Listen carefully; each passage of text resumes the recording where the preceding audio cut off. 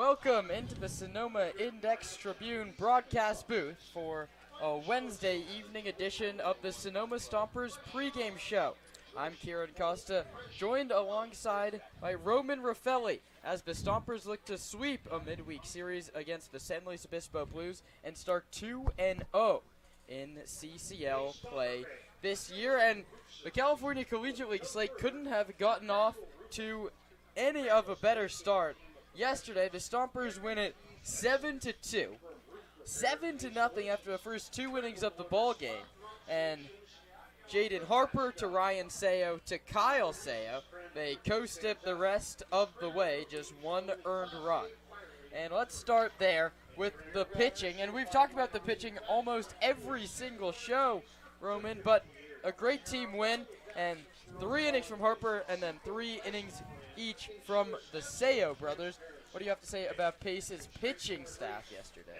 Yeah, and we saw it most of, throughout the non-league play, but then especially getting just a great start last night. This is the time of the year when you want to build out your staff, know your consistent arms, and have guys get hot early to continue that through CCL play, and that's exactly what they did. I mean, they struck out 5, 7, and 4, Harper, Sayo, and Sayo. Just had a great game and really didn't let up at any point throughout that. We can't imagine that the game plan was to go Sayos for each 3 innings, but when when Kyle Sayo doesn't give up a hit in the last 3 innings of the game and Sayo only gives up 4 through 3 innings but strikes out 7, you're not going to pull a guy like that, especially when he's going to give you the length that he did. Of course not, and the offense was very good as well, especially in those first 2 innings of the ball game. And he goes back to the same top 3 of Akers, Hahn, Sebastiani, and they really produced. I mean, in the first inning, Hahn gets the walk, Sebastiani knocks him in with a double, and then in the 2-hole, Gideon Hahn, all he did was get on base all 4 trips. 2 walks, a hit by pitch, and a single. But there's a new face in the lineup today, Roman. That's Brady Shannon. He's from Youngstown, Ohio. He went to Youngstown State.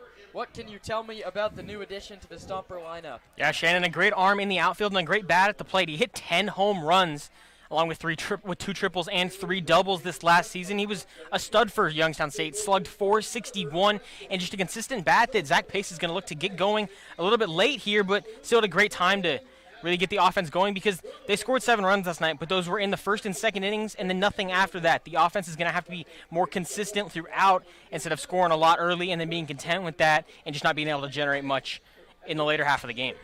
Yeah, the Stompers' offense went a little bit stale. That's how Zach Pace put it in our pregame interview with him. I mean, you don't scratch anything across in the back 6 innings of offense, of course. No bottom of the 9th, and you have a safe 7-1 lead.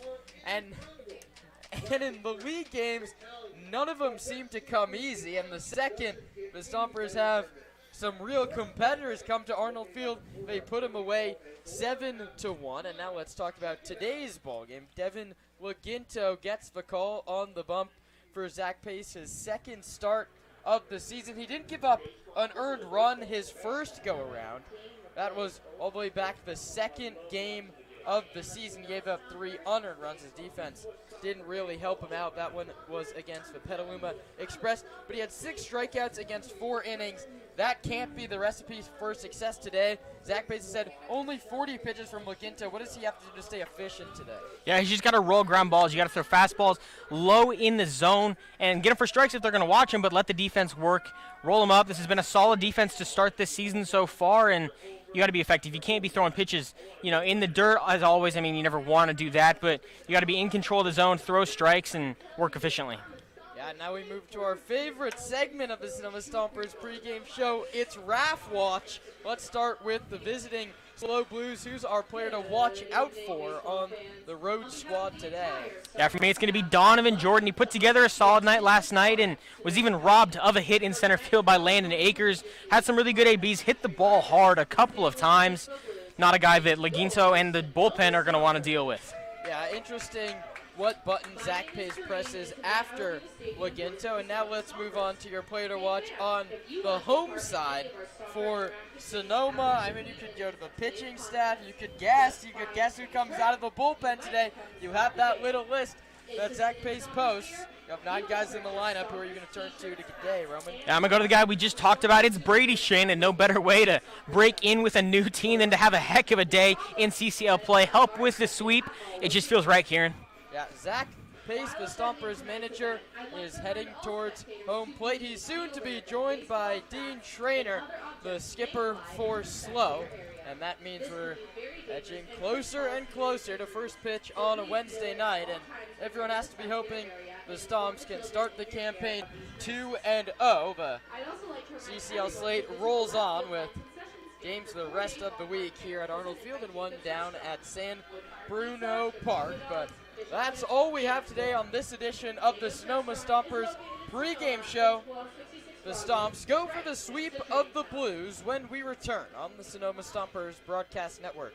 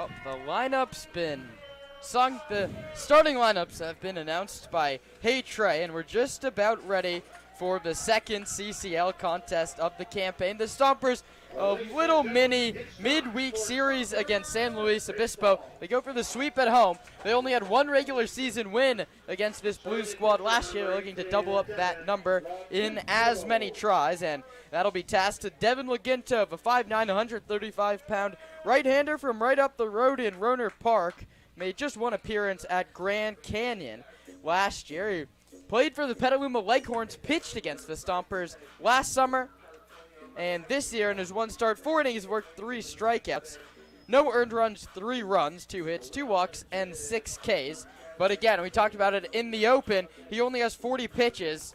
I mean, everyone loves strikeouts, but you want to get as much length as you can out of your starter. And here's the lineup he'll go against, announced by Dean Trainer of the Slow Blues. The center fielder E.J. Royal leads off, followed by the second baseman Eli Henderson, and then the right fielder Donovan Jordan.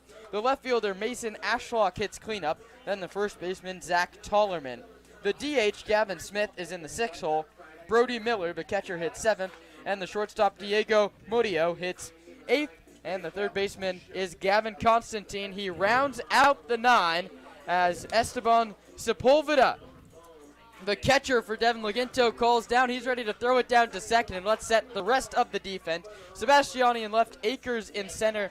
The new man, Brady Shannon's in right field. Charlie Moulton at third. Colton Boardman, he's the everyday shortstop.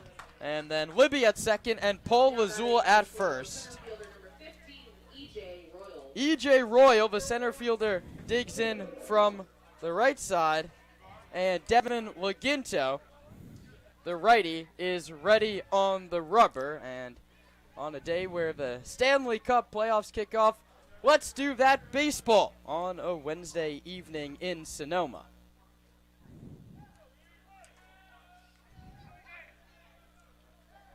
Laginto pitches. Swing and a miss. 84 over the inner third, and the count's no balls and 1 strike.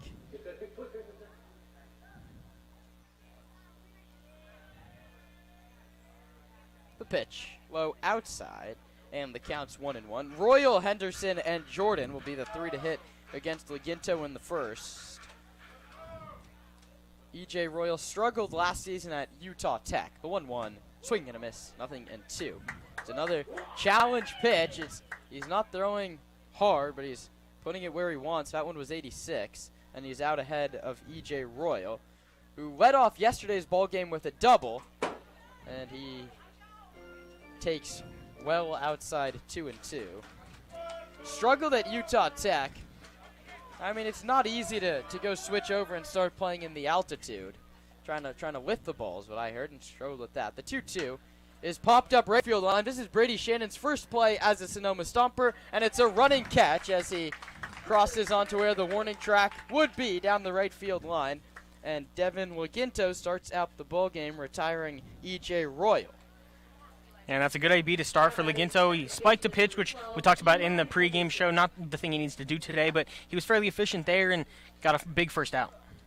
Yeah, after 6 straight righties started off the ball game yesterday, the first lefty in the lineup slotted in the 2 spot, and that's Eli Henderson. And the second baseman takes a called strike 1, top of the zone.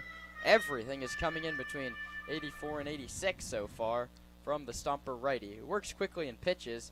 Dropped down from the side a little bit there, but the trickery doesn't work. It misses low inside, and the count's 1-1. Henderson played 3 games, all out of league, went 1 for 10. That one was a double as he takes a called strike over the outside corner. Counts a ball and 2 strikes. And Laginto working very, very quickly. Misses low. Esteban Sepulveda was ready to toss it around the diamond. Instead it goes back to the pitcher, who delivers, and it's fouled the opposite way. Devin Laginto has to be the fastest working pitcher I've ever seen. He's standing ready to go. Well, Eli Henderson takes a couple practice swings, and the second he can, Laginto pitches and misses low 3-2. And if I was Henderson, I'd step out again, because That ball's coming right back at you. Payoff coming. Outside ball 4. And so from what the Stompers thought was going to be a strikeout turns into a walk. And the first base runner of the ball game is a 1-out walk in the visiting half of the first, courtesy of Eli Henderson. That brings up Donovan Jordan, a right-handed hitting right fielder who's currently in the portal.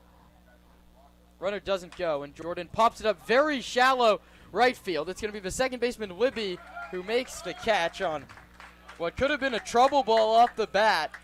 But Libby looks very smooth at second base all season, runs it down right behind where Paul Lazul was set up covering first base. And that brings up Mason Ashlock, and that's a quick out. And Laginto's going to want a lot of those and see how many outs he can squeeze out of the 40 pitches that Zach Pace has allotted to him. He pitches, and that one's lined foul back to the screen. It's going to kick out into the parking lot, 0-1. Ashlock, who hit the ball very well at Weatherford College, went 1 for 4 yesterday, struck out 3 different times. The 0-1, inside, 1-1.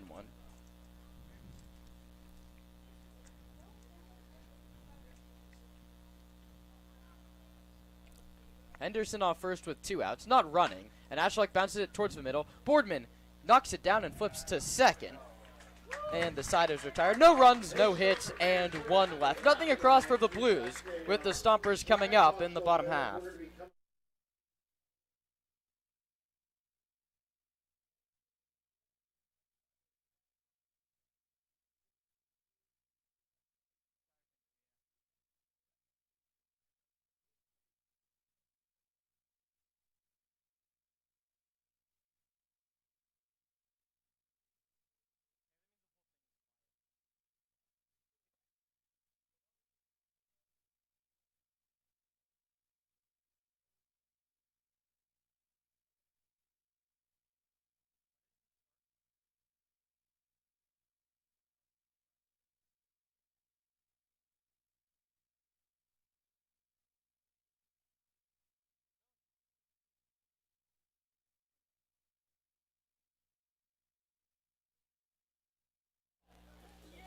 Devin Laginto retired the side in the top of the first, and now the Stompers bats, who got 2 in the first yesterday, will go to work against Scott Bauman, the righty. The junior is from Stevenson Ranch, California, stands 5'11", 195 pounds. He's made 1 appearance. He's 1-0. He went 3 innings and struck out 5 of his 9 outs. He pitched at San Francisco State, so he knows California quite well, playing now down in Sloan. Here's the lineup he'll face. The center fielder, Landon Akers, leads off, followed by the DH, Gideon Hahn. The left fielder, Nick Sebastiani, hits third, and then the second baseman, McCann Libby. The third baseman, Charlie Moulton's in the 5-hole, followed by the shortstop, Colton Boardman. The right fielder, Brady Shannon, will get his first at-bat as a Stomper, hopefully this inning. Then the catcher, Estefan Sepulveda, and the first baseman, Paul Lazul, rounds out the 9 for the Stompers. Will be Akers, Hahn, and Sebastiani in this first inning. And let's set the defense behind Bauman while we have the time. Ashlock's in left, Royals in center, Jordan's in right. It's the same outfield we saw yesterday and a completely new infield. Constantine, Murillo, Henderson, and Tullerman. That goes third to first. Brody Miller is the battery mate for Scott Bauman as Dave Hoke heads down to coach down the third baseline, and Jacoby Heyer walks towards his spot in the first base coaching box. Zach Pace, the Stompers manager. He's assisted by his bench coach, Casey Gilroy. Kenny Mimerstorff, that guy does just about everything. And then his hitting coach is Coach Paul Madarena.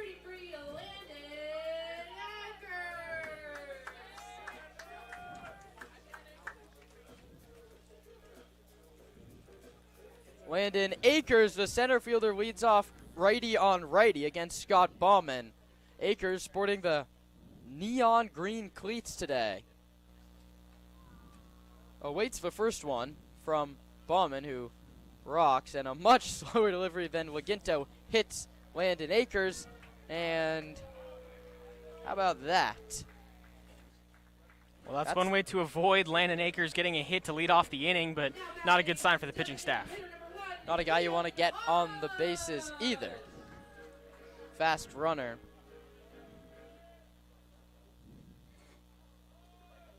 On the left-handed hitters, reach base all 4 times he came to the plate yesterday.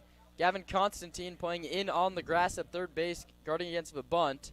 Tollerman guarding against it at first base. Hahn pulls back and takes ball 1. And the Stompers going to look to test the defensive fortitude here with, potentially a bunt and a steal, make sure that everyone's in their spots, because if not, you could end up with 180 feet on a steal opposed to just 90. Lakers, good lead off first. Hahn bunts it, and it's a beauty. Constantine throws to first in time to get him. And to second base goes Landon Akers. And if you're Zach Pace down in that Stomper bullpen, you've already put 2 Qs next to your scorecard. That stands for quality at bat. It's a beautiful sacrifice from Hahn, and now that sets you up, your 3 and 4 hitters with a runner in scoring position and less than 2 outs. That's Zach Pace baseball to a T. Brings up Nick Sebastiani, 1 for 4 with a first inning RBI double yesterday. How about he does the same thing here? He takes inside 1-0. That's what that dugout, so pick 4 and a nice Arnold Field crowd on a Wednesday evening hopes for as well. Stompers led nearly coast to coast last night. They scored 3 hitters into the ball game. 1-0 coming. Akers doesn't run, and that one's up and away. 87 out of the hand of Scott Baumann.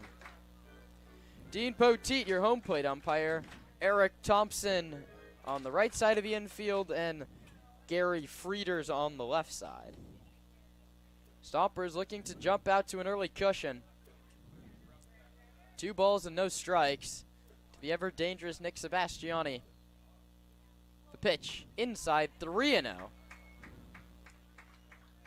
And talking to Coach Mayo before the game, he wants to treat 2-0 counts almost like 3-0 counts. He said too many 2-0 fastballs were popped up in the infield. If you're going to swing 2-0, it has to be your pitch middle, and I want a home run swing on it. Either you're going to foul it off or pick up a double. 3-0, low ball 4, and Nick Sebastiani really wasn't even tempted that trip. Stompers threatening first and second, just 1 out, and in Stomper fashion, no hits up until this point. And with McCann Levy going up, this is a great spot to be in for the Stompers. You move the guy over to second base now. Kind of irrelevant on the sac bunt, but you did it nonetheless. It boosts the confidence of the offense, and now you got 2 very capable runners with a capable hitter. McCann Libby in the cleanup spot again. The right-handed hitter out of Frisco, Texas. The runners go, but the throw to third skips in there, and that's a nice play by Gavin Constantine. He saved a run, but either way, it's a stolen base for Akers, and he stole that one off of the pitcher Baumann. What a jump. Nick Sebastiani heads up base running, as the Stompers do, and now 2 runners in scoring position, 1 out. The pitch, I think, was called a strike, and the corners are going to come in, and the middle infielder is going to play halfway. The 0-1 coming to Libby, looking to put a ball in the air. Swings and misses, nothing in 2. When going back to that jump from Akers, he just noticed the pitcher Baumann didn't really check him, so he took an extra step on his lead, and then the second he started the motion, he just took off. He was practically there by the time the catcher Miller was making the throw. 2 on, 1 out. Stompers threatening early in the first. Scoreless ball game. The 0-2 to Libby. Swing and a miss, struck him out swinging. It's a big strikeout for Baumann, and now if you're Charlie Moulton, you need a base hit, or maybe you can just stomper your way to a pass ball or 2 to get some runs across. Yeah, it does make his job a little bit harder here. You have 2 outs. You need a hit, a pass ball, something, because you don't want to leave 2 in scoring position in the bottom of the first. Yeah, the Stompers have their opportunities with runners in scoring position. Let's see if Moulton can deliver. Pitch. Outside, 1-0. Walton only spending half the summer here in Sonoma. Come mid-July, he's going to go play for the California Tigers. And he awaits a 1-0, looking to make the most of the at-bats he has here at Arnold Field. A couple runners in scoring position. The pitch gets past the catcher, Miller. The throw to the plate, Akers is under the tag. What did I say, Roman? I said you need a base hit or a pass ball. They'll choose wild pitch to get their first run of the ball game. How about that? I'm not even surprised anymore. He had a great read off the base. That was a really competitive play between Miller and Baum, and they had the ball there on time. Just the foot of Akers on a great slide. I mean, he's used to doing it 6, 7, 8 times a game, both on the dirt and on the grass in center field. A great play to get in and a very big run with 2 outs. Yeah, I don't know. Bauman hustled to home plate to try and make a play there, and he walked well back behind the mound. I think he might be hurt. The first baseman, Zach Tullerman's called over Dean Schrainer, the manager from the first base dugout, and it might be some sort of apparent injury. He's taken the glove off of his right hand. It's a tag play, and he pretty aggressively got a tag down on Akers on a closer play than you would have thought, and I think he's going to ask for maybe a couple of warm-up pitches before he delivers a 2-0 to Moulton.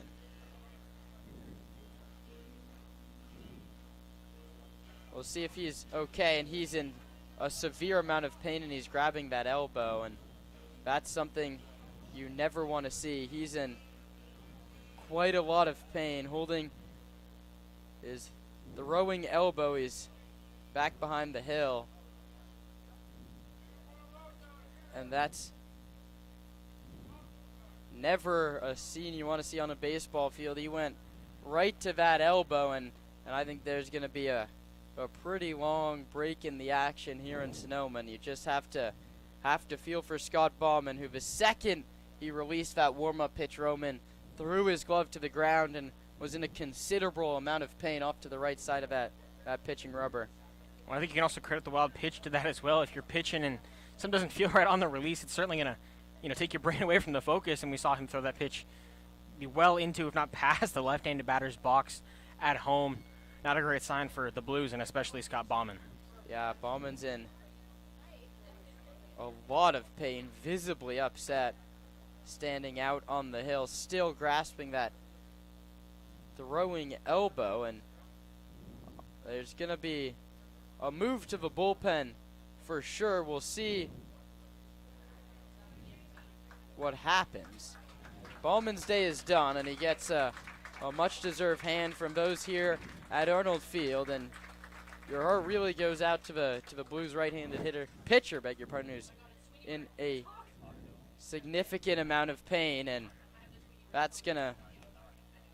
we'll take a quick break and return. The Blues make a pitching change, not one that Dean Schrainer probably wanted to make, and a former Stomper, Hawk Hill, will take over.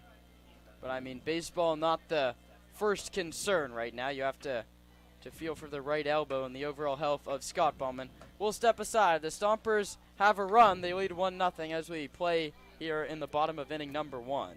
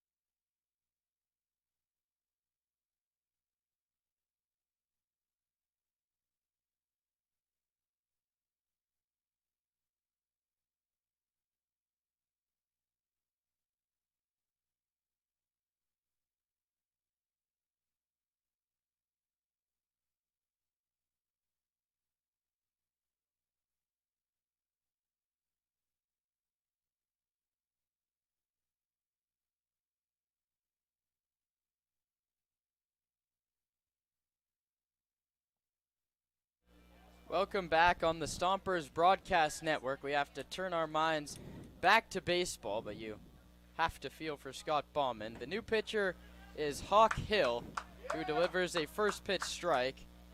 Hawk Hill, a Stomper lifer, 3 seasons, playing here in Sonoma, including an all-star season last year. He pitched down in Compton for Sonoma, and the first pitch he delivers is grounded to third. Constantine dives, gets up, throws to first. It's picked, and they got Charlie Moulton. So Hawk Hill escapes the jam, and after a long first inning with an injury delay, the Stompers get 1 run on no hits and leave 1 runner. We head to the second inning of play with the Stompers leading the Blues 1-0.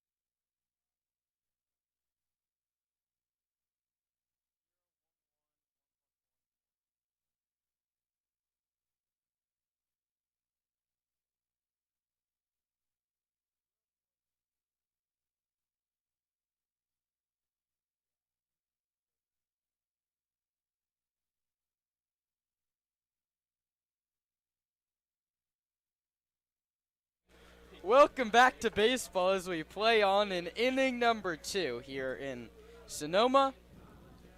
And we do have to try and get back to a baseball game here after the tough scene that we watched. Slow Blues pitcher Scott Bauman clearly in a lot of pain after throwing a pitch. He exited the game, and now Devin Laginto is back on the hill for the Stompers and delivers a first pitch called strike 1 to the aptly named 6'4" Zach Tollerman. The pitch is low 1-1. That was pitch number 18 for Laginto, getting almost halfway through his pitches that Zach Pace is going to give him today. 1-1 called strike, 85 at the bottom of the zone. That's a tough call. I mean, in this league standards, he's like the Aaron Judge. He's well taller than the rest of them. That's a tough one to give him at the knees. 1-2 home. Takes low 2-2. Not the stats of Aaron Judge, though. He had just 261 at San Jose State. 4th year Blue. Waits for 2-2. That's bounced fair past the dive of Moulton down the left field line. Sebastiani goes to cut it off, and Tollerman is almost walking into second base with a stand-up double to lead off the second for Slow, and that's the first hit of the ball game for either side. And a great piece there. It hardly stayed inside the third base line. Diving, Moulton couldn't get a glove on it and then just rolled into the corner. It's all you could ask for from a leadoff.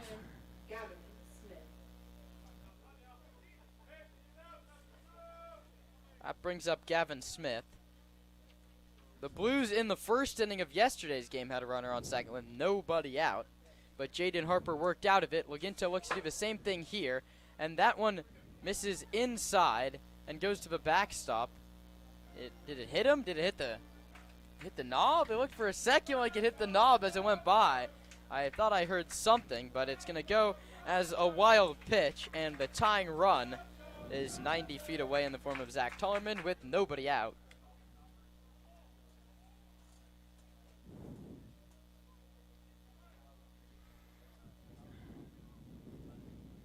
The pitch is bounced to short. The infield's back, so Boardman's going to go to first and get him.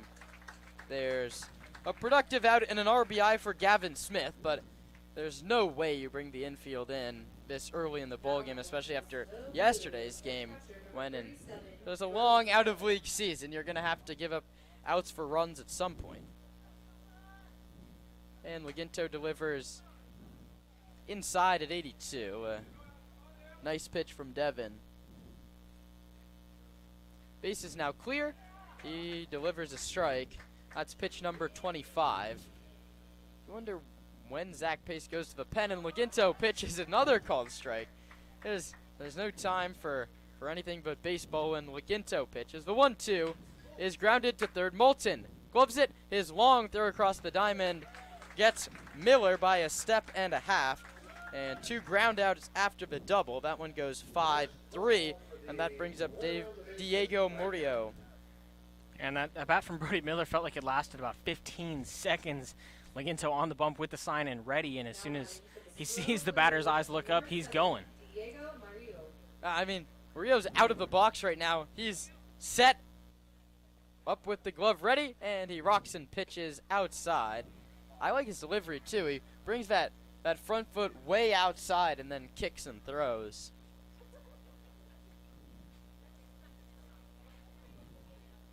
The pitch. Low, 2-0. Murillo 2 for 7. He scored 3 runs. The shortstop out of Northeastern State University. That's lined into the right center field gap. Akers is going to cut it off and hold him to a single. 2 out, very hard at baseball, 95 miles per hour off the bat, and that brings up the 9-hitter, Gavin Constantine. We know what that sound is, people. This is our beer batter, number 9 from the Slow Blues, Gavin Constantine. Constantine also been on this Blues squad for a couple of years. Plays his college ball at St. Bonaventure. And he's fooled on a first pitch breaker. It's 0-1. And a great pitch there. Started pretty much middle of the zone and then just kicked out and low. The pitch. Low. Tried it again, and this time it missed, and it's 1 ball and 1 strike. 32 pitches now for Laginto, and no one up in the bullpen. Zach Pace trusting that he's going to escape this inning. That one is a called strike at the knees. It's the second one that Dean Poteet's given just a hair below the knees. 1-2. Popped up very shallow left. It's going to be the shortstop Boardman who makes a call on the catch. A nice play by Colton Boardman ranging out into shallow left, and the side is retired. 1 run, 2 hits, 1 left. We head to the bottom of inning number 2. The Stompers and the Blues knotted at 1 on the Sonoma Stompers Broadcast Network.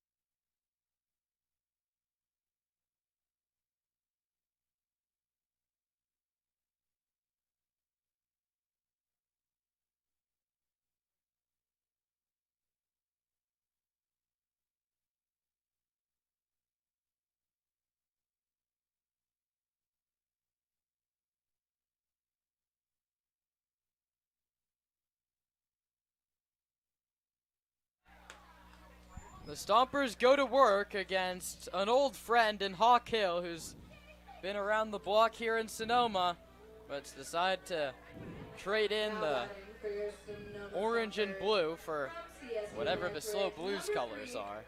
We don't really care about those here at Arnold Field, and we'll see how he's welcomed back. He retired Charlie Moulton to end the first inning, which closed the book on Scott Bauman, and we'll give it to you after Hill misses low. .2 innings, 1 hit, 1 run, it was earned. He walked a batter, hit a batter, and struck out a batter. Hawk Hill wearing his classic high socks, works off the first base side of the rubber, and welcome back to Sonoma. Hawk Hill, Colton Boardman welcomes him with a line drive single to center field. And earlier in the season, we saw Boardman hitting a little bit higher up in the lineup, and he plays a great leadoff role right there. Just gets on base via a nice soft single to center field. Yeah, and that brings up sort of out with the old, in with the new. Brady Shannon makes his first at-bat as the Stomper. The 6'2", 225-pound right-handed hitter takes high for ball 1. He hails from Youngstown, Ohio, plays his college ball at Youngstown, Ohio. He went back home. He played for UCF down in Florida, the Golden Knights in 2023, and played a lot for the Youngstown State Penguins in this last college season. He had 250 on base over 350. He made it into 44 games, and that's something when you get into the grind of the summer, it's nice to have guys that have played every day and bodies won't really break down.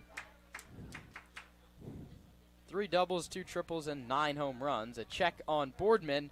That's a smart one from Hawk Hill. Did his research. Boardman, all he's done is run when he gets on base.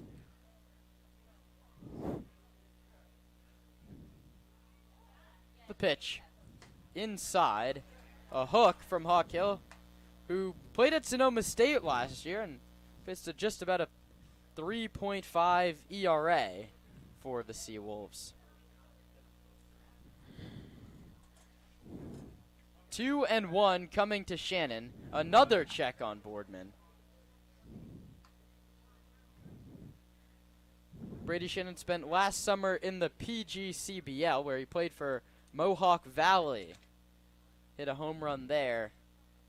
The 2-1 to him is popped up out of play, and the count is now 2 balls and 2 strikes. Boardman hasn't tried to run off first just yet. Esteban Sepulveda waits on deck. Yeah, Brady Shannon, a guy who can do a little bit of everything. Stole 11 bases, hit 10 home runs, and also got on base at a 344 clip. 2-2 coming from Hill. Boardman doesn't run, and Shannon takes a curveball for a called strike free. 3, beg your pardon, emphasized by a punch out from Dean Poteet. That's the first K for Hawk Hill. That brings up Esteban Sepulveda, the catcher out of Pepperdine. Now batting for your Sonoma Stompers, number 46, Esteban Sepulveda. Paul Wazul on deck.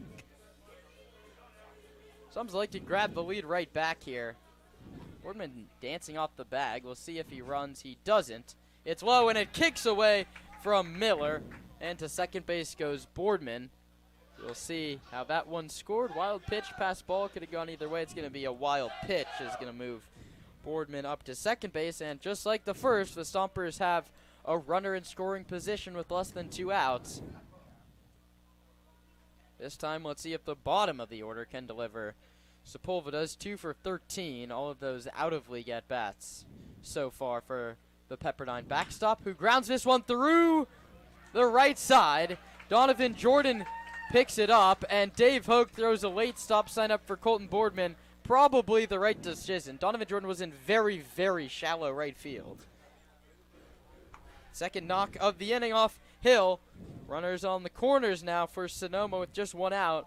And Paul Wazul, who really struggled to start the year, has now got that up to 3 for 11, and 2 of those hits are doubles. Yeah, Wazul been solid from that right side, the left-hander. Struggled to start the year, like you said, but now got a good matchup with Hawk Hill and a runners on the corner situation. Right on left. We'll see it if they send Sepulveda. And the runners on the corner situation, they don't, and Wazul swings and misses on a breaking ball in the dirt. First pitch off speed from Honkill, something you'll see quite a lot. Looking to flip the lineup back to Landon Akers.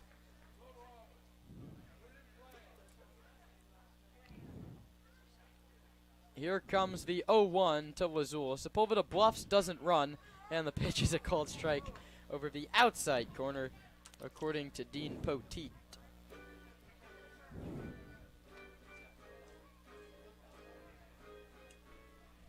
Time to battle now if you're Paul Lazul. The pitch outside again. Tried to keep dancing off that corner, but missed his spot by a lot, and the count's 1-2. Lazul out of Monterey Peninsula looking to pick up an RBI. The infield's back, playing for the double play. Sepulveda, short lead off first. He's not running, and the pitch is hit hard but foul. That's the second time he's bluffed now. I don't hate the idea of sending him. I don't know if you throw through to second base with the speedy Boardman. And it could be a situation where you see kind of a cut play with the second baseman or the shortstop coming into the grass, catching that throw before second base, and then throwing home to get Boardman.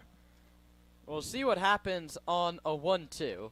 Hill pitches, no runners, and Paul Lazul grounds it right back up the middle for a base hit. And this is just some very good hitting from the bottom of the Stompers lineup. 3 singles in the inning. Boardman comes in to score an RBI for Lazul, and to second base goes Sepulveda. Now batting for Sonoma. And Now you got to keep it going. You've set up the top. Set up the top, and another quality at bat there. Just the whole order doing exactly what Zach Pace needs them to. You hate to leave the runner on in that first inning, but you get it back here in the second and get the lead back as well. First and second, 1 out. The Stompers all of a sudden looking for a big inning. Hitting room in right center. Hill checks second and delivers. Akers squares to bunt and misses. It's 0-1. I don't know if he was doing a lot of that at Bellarmine this year, especially with the numbers he put up. Well, it's not a bad move with the first baseman, Tollerman, who not the fastest guy on the field, playing all the way back behind first base. You drag that down the first base line, it's a single every day. I love the way Zach Pace manages this baseball team. The 0-1 is hit towards right. Donovan Jordan back. He's in the sun, and he settles under it and makes the catch. Tagging and going to third is Sepulveda. So the runners move up, or one of them does. That's the catcher, Esteban Sepulveda, to third. Paul Lazul holds at first. And for the first time today, Akers is retired.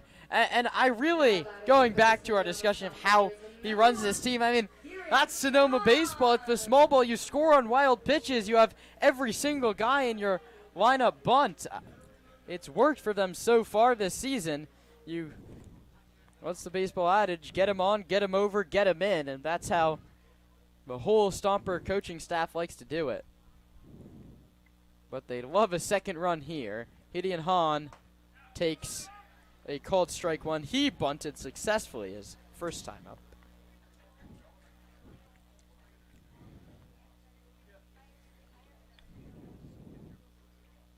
On base all 4 trips last time, and love to put a ball into the outfield here. Lazul off first, not running. Hahn takes low inside, and very nice block by Brody Miller to save a run.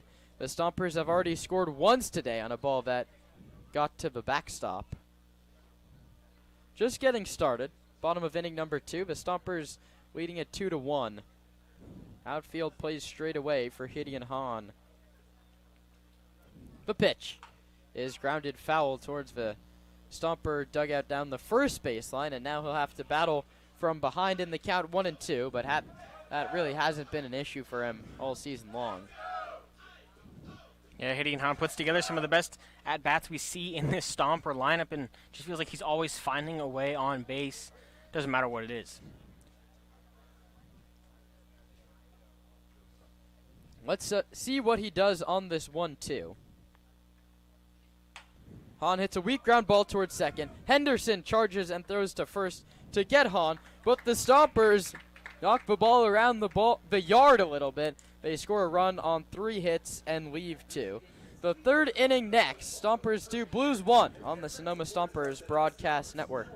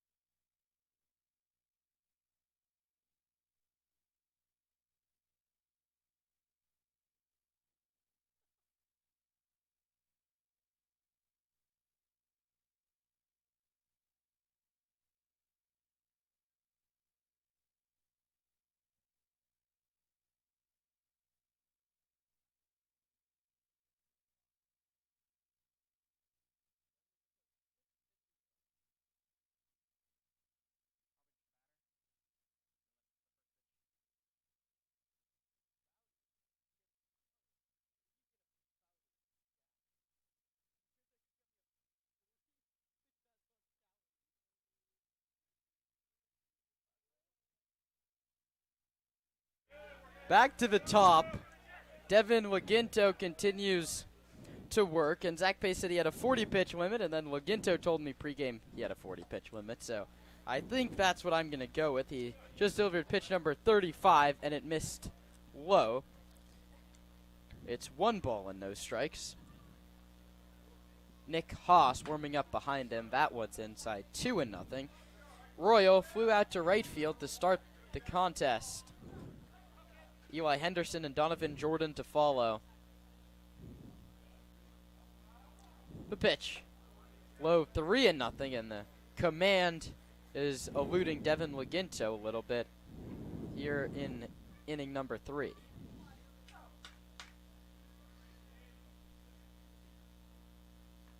The pitch. It is a called strike. E.J. Royal already tossed the bat towards the first base dugout. And, you know, I was never really a fan of telling a pitcher how many bullets he's got to work with in a night, just because that's one more thing for him to think about. You set the limit, but then let it go as it be and just pull him after the fact. That's one grounded past Laginto into center field. The base hit. That was pitch number 39, and we'll see if Zach Pace decides to make the move. He's shouting down to the bullpen. Royals aboard. It's now the second consecutive inning with the leadoff man on. And I think they're going to let Devin Laginto go one more at bat.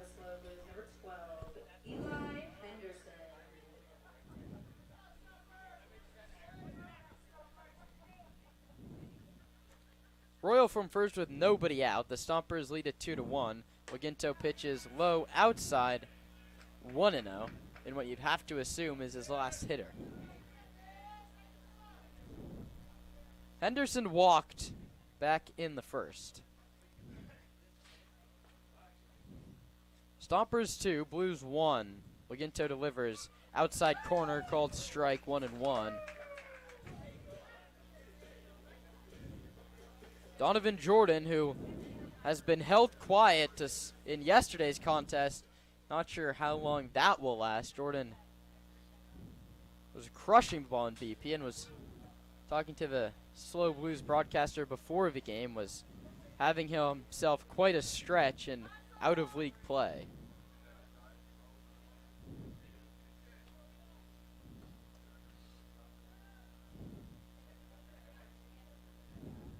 Laginto ready to deliver a 1-2 pitch. It's low. A nice block from Sepulveda keeps the runner Royal at first base. And the count's now 2-2. Henderson plays his college ball at Cedarville.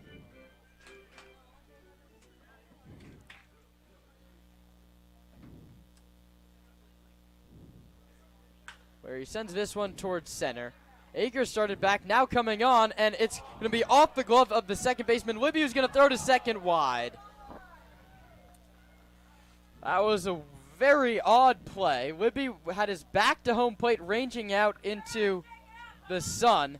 It kicked off his glove, where he tried to make a Willie Mays style catch, and then he threw to second and almost had the force play there. It goes as a single in the scorebook, says our official score. So back-to-back singles to open the inning. Zach Pace, you think, is going to have to take the ball from Leginte, or maybe he likes to go and say one more batter, tell his guy one more hitter before he goes and buy the bullpen a little more time. Maybe he's talking defensive strategy a little bit. Well, and this just goes back to what I was just saying, is that you can set that 40 pitch limit, but I don't ever think it's a great idea to tell the pitcher, because it adds the pressure. It's one more thing for him to think about. And baseball is a situational game. In this spot, you might like Devin Leginto versus whoever's going to come out of the pen, but then you set this lineup of, oh, we're only going to go 40, and now you're 44. You don't know really what you're going to do, and it causes more chaos than there needs to be. Yeah, the whole infield is talking to Zach Pace, and it's becoming a pretty lengthy consultation out at the hill. Dean Potita's just there with him. He hasn't broken it up yet, and we still don't know. Zach Pace is going to head back to the dugout by himself. He did his job in burning as much time as he could for his bullpen arm. And that brings up Donovan Jordan, right-handed hitter. Donovan Jordan.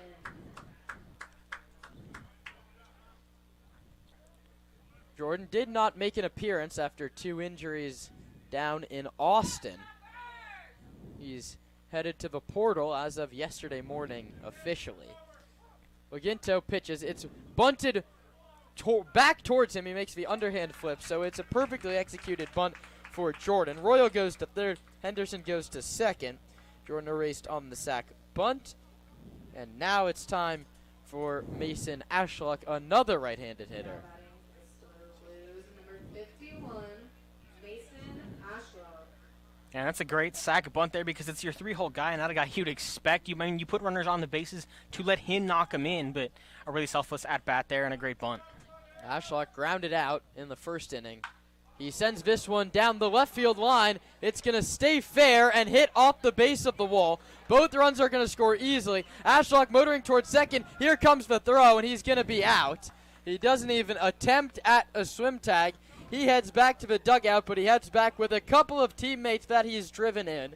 A 2 RBI double that was crushed off the bat of Mason Ashlock off the base of the wall. It went 302 feet. It was 95 miles an hour, and the visiting Slow Blues all of a sudden lead this ball game 3-2. And it's not officially marked in left field, but a home run is about 307, 308 feet. That ball very nearly got over the wall, but fortunately for the home team, able to make an out of that one, and great hustle by Nick Sebastiani in left. That one's fouled back to the screen, and the count's quickly 0-2. That in your scorebook goes as a single 7-6 for put out Sebastiani to Boardman.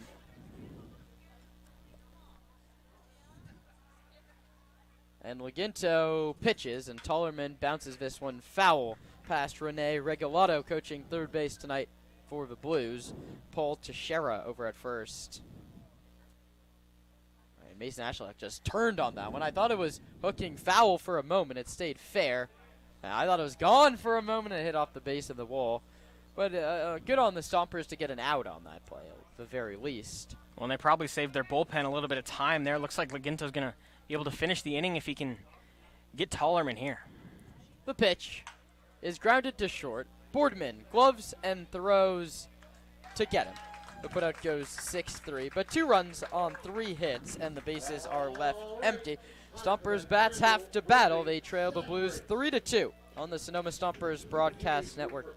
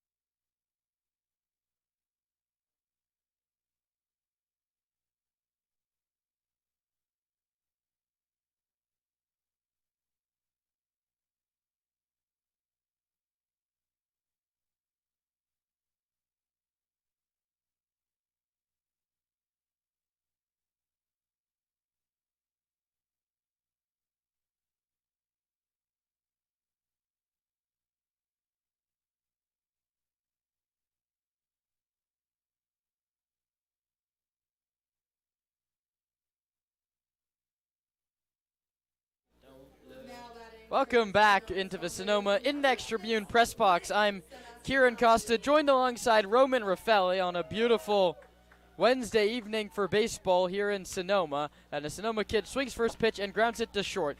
Murillo's long throw just got Nick Sebastiani by half of a step.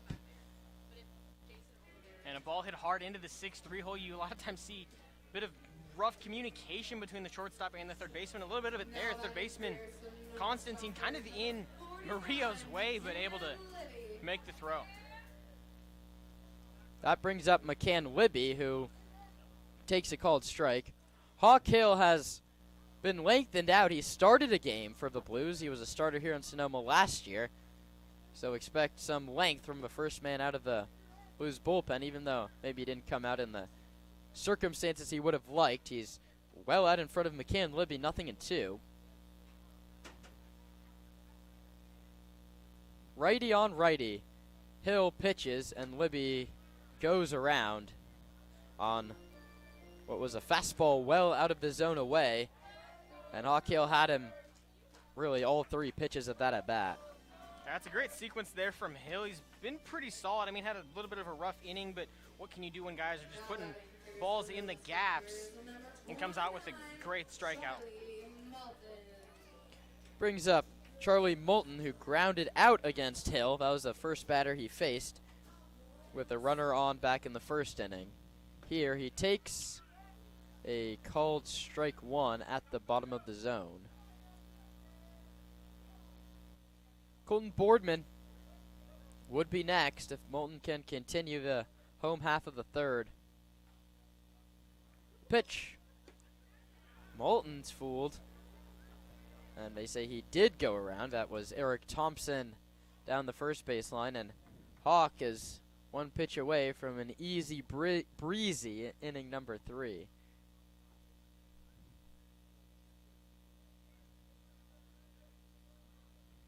The 0-2 is low, 1-2.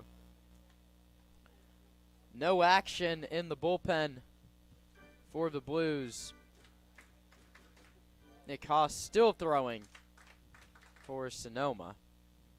The pitch is bounced foul at home plate. That's a very nice two-strike approach. You stay alive anything away and then attack when you get something on the inner third.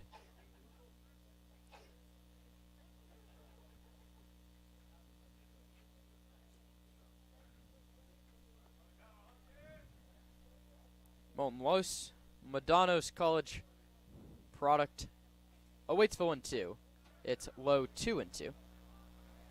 And a great AB being put together here by Charlie Moulton. You know this guy comes out of the pen fairly quick. I mean, he wasn't warming up by any means, had to come in because of the injury, and you want to work as many pitches off of him as you can. 2-2. Struck him out swinging. And Dean Poteet adamant that Moulton gone to swing. A couple punch-outs in the inning for Hawk Hill. We head to the fourth, and Roman Raffelli will take over on play-by-play with the Stompers trailing the Blues 3-2 on the Sonoma Stompers Broadcast Network.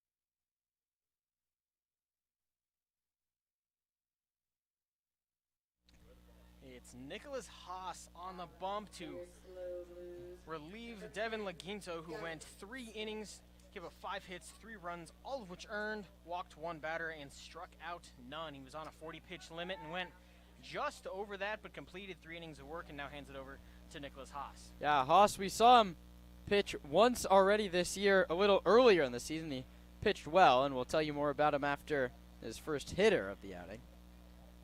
First pitch misses low and in. Yeah, he relieved Laginto his first appearance, went 3 shutout innings, 2 hits, a walk, and 2 Ks. And this one not snagged, but knocked down by the first baseman Lazul, and a great play from Haas to get over to the bag for the first out of the inning. I thought Lazul should have taken that one himself after he knocked it down. A very nice play, and there was a second where I was ready to make a glove flip. I was like, oh no, but he still beat him, and he's going to need a new mitt, I think. Yeah, it looked like he snagged that one, but then it just kind of popped out the back. Needs to restring it. It broke the webbing.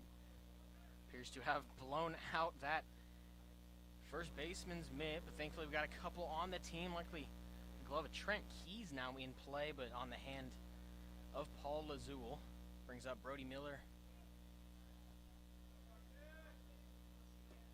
He's going to take a first pitch fastball low from Nicholas Haas.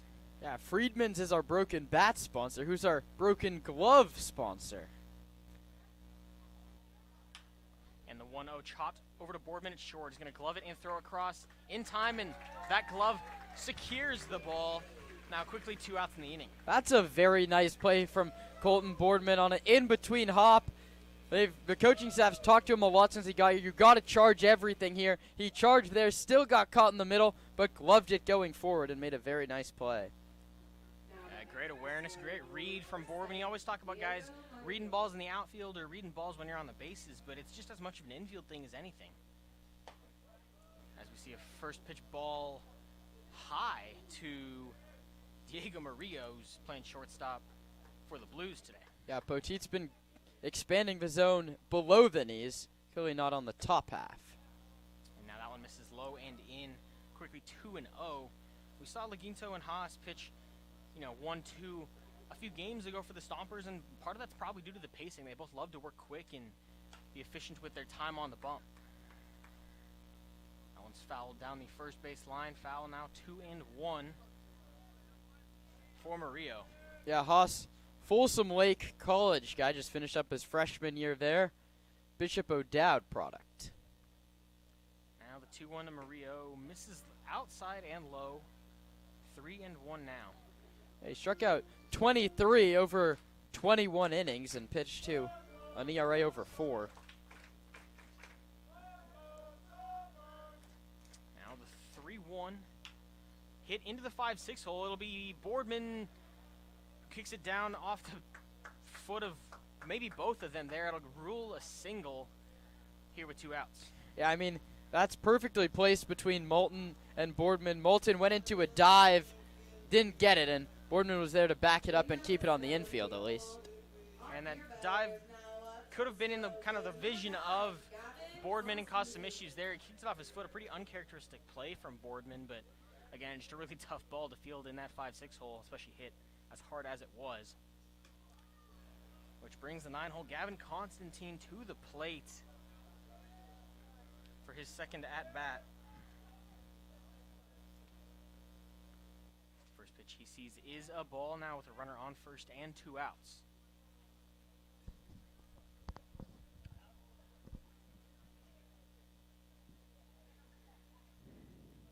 Murillo leads off first and goes, and the throw not made by Sepulveda behind the dish, dropped it on the transfer, so it'll go as a steal. Has to if they had him. I feel like there was a second if Sepulveda transferred that one cleanly where they had a play on Murillo at second base. That's a big stolen base, moves him into scoring position with 2 outs. Much more pressure on Haas. The 2-0 delivery chopped over to Boardman. A much easier play here. He's going to field it, throw across in time to get the 9-hole. So runner moves up on the stolen base, but will be left exactly there. We'll head to the bottom of the 4th. The Stompers down 3-2 at Arnold Field.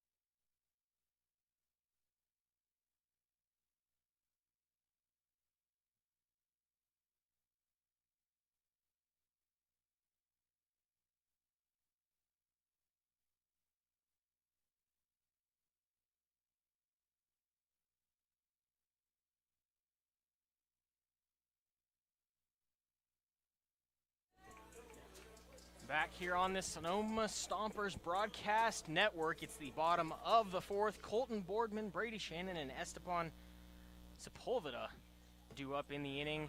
Boardman takes a ball in the inside corner. Yeah, Stompers need to battle back in this game a little bit. They didn't trail all of last night.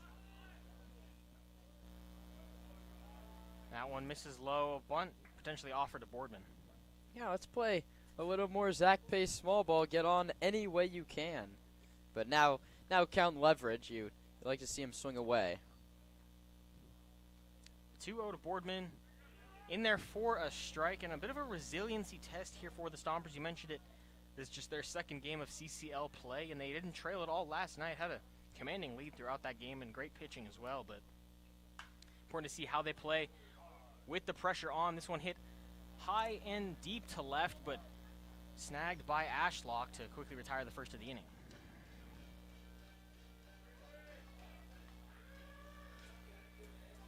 So to bring up the Youngstown State Penguin, Brady Shannon making his Stompers debut.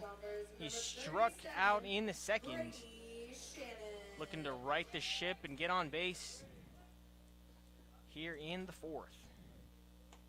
And he'll take a called strike one on the outside corner there, an off-speed pitch from the righty Hawk Hill.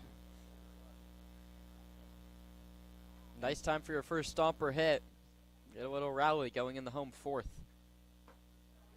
That one does miss low. Hill, entering his fourth inning of work, came in place of Bauman late in the first, and unfortunate injury. Now the 1-1 misses the zone there. Now 2-1 to Shannon. Shannon had 69 strikeouts this spring season with Youngstown State, a number that certainly jumps out on the page, but as does 10 home runs and a .461 slugging percentage. The 2-1 fouled back 2-2, and Shannon not only going to look for his first hit, but his first quality at bat as a Stomper. Yeah, I don't know if that's the pitch you want to expand the zone on there. This is what Hawk Hill does. He doesn't throw that hard, but he throws it all around the zone, force you to make the right decision at home plate, and he has the Stompers flummoxed so far.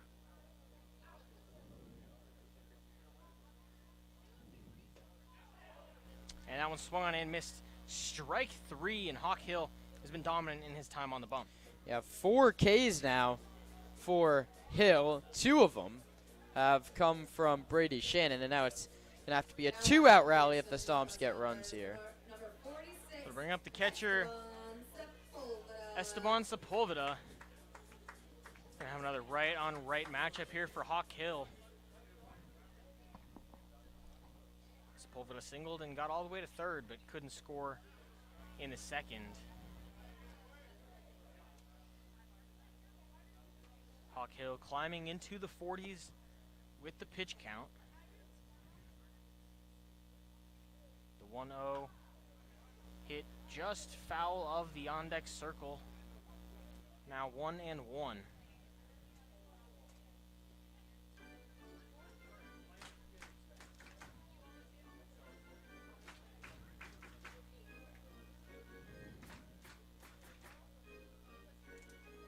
Sepulveda, the Pepperdine catcher, played in 27 games, started 16 of those, hit .303 with a .409 slugging percentage. He'll take ball number 2. Sepulveda, the catcher, not a stat you see much, but had a triple as the backstop for Pepperdine. The 2-1 there, hit just under it and foul back, now 2-2.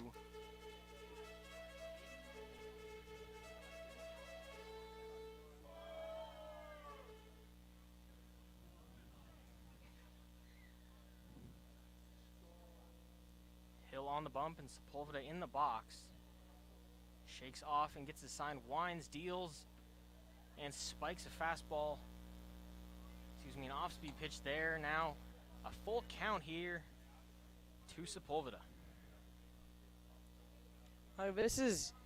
This could still be a productive at-bat. You get on base, You bring up the 9-hitter, which guarantees the top of the order in the 5th. Maybe spark a little something. 3-2. Misses outside and low, so ball 4, which brings up the 9-hole like you just mentioned. Yeah, and it's the bottom of the lineup's been so productive for Sonoma. Boardman has a hit, and now Sepulveda and Lazul have been on base all 3 times combined between them. Paul, look to continue that going. I'll bring up Paul Lazul, who singled and had a great AB in the bottom of the 2nd.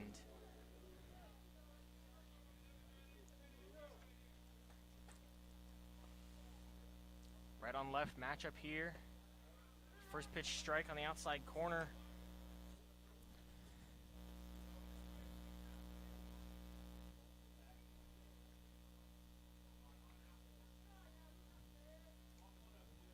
Hill working from the stretch with the runner on first.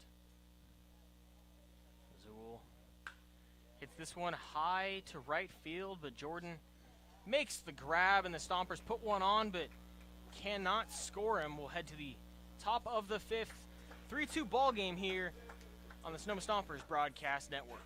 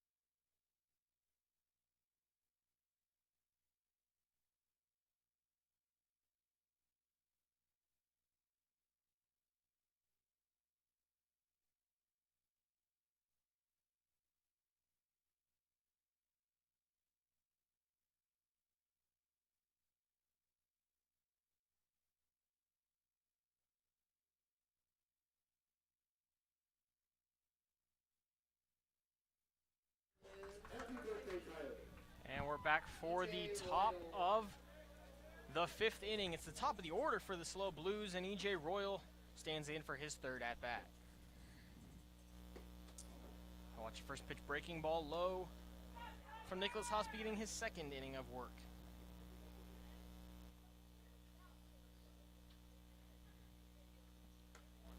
Haas also likes to work with some tempo, much like Lagunto, now 2-0. And a chance to step off the mound, slow it down a little bit, and get in the zone here.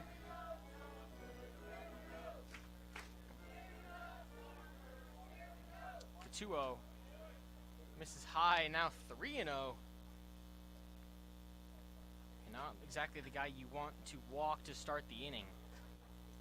Yeah, Dean Poteet's zone, I mean, as it has been all night, is just you get squeezed at the top and a little leeway at the bottom. And that pitch not close inside for ball 4. Leadoff walks. That's just infuriates the coaching staff down in that first base dugout. And you know what they say, leadoff walks always come back to bite you. Nick Haas looking to avoid that here in the 5th and keep it just a 1-run deficit. Well, especially when it's the leadoff guy who knows to get on base is his job. The Slow Blues last year, he had a .423 batting on-base percentage, but Henderson stands in, puts down a bunt on the third base line. This one may be trouble. It's Haas to field it, throws, not in time, down the right field line. And Royal looking to go first home, will round third aggressively, but pull up. So runners on the corners with no outs. Yeah, Charlie Moulton called off Nicholas Haas. You could hear him from here say, I got it. That has to be an error on the pitcher. Yeah, definitely throwing error there. It looked like he might have beat it out. A heck of a bunt there. It just died in the grass and caused some trouble between Malton and Haas. Now there's a lot of work that needs to be done to get out of this inning. So bring up Donovan Jordan, the power righty, put down a sac bunt in his last AB and is going to look to do a little bit more damage than that here. Swings and misses at an off-speed pitch low for strike one. He tried to do a lot more damage with that swing, but came up empty. A nice pitch from Haas. Kept it low in the zone. You don't want to leave anything up to this guy. So Haas gets his sign in, comes set at the belt.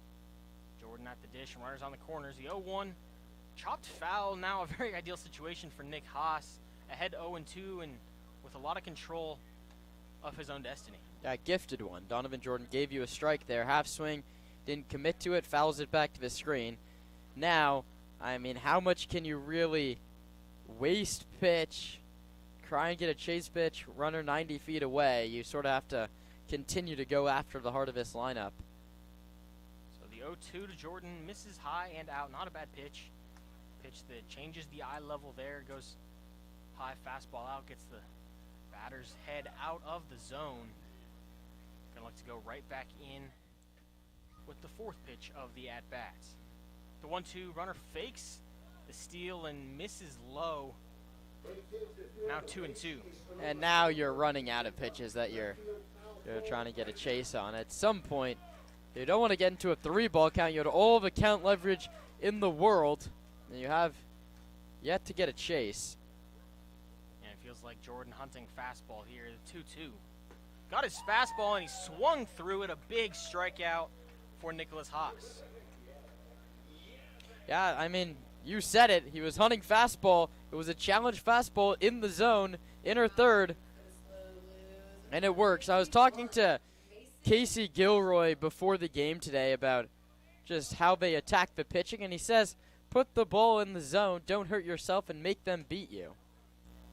And so far what we've seen from the Stompers this season, when they're not walking guys, not hitting them, and throwing the ball in the zone, that's worked very well. Yeah, Gilroy said, I mean, yeah, you hit 110 off the bat. All that matters is that you get outs. Ashlock standing in now, ahead 2-0. Haas hasn't been super effective early in the zone with strikes.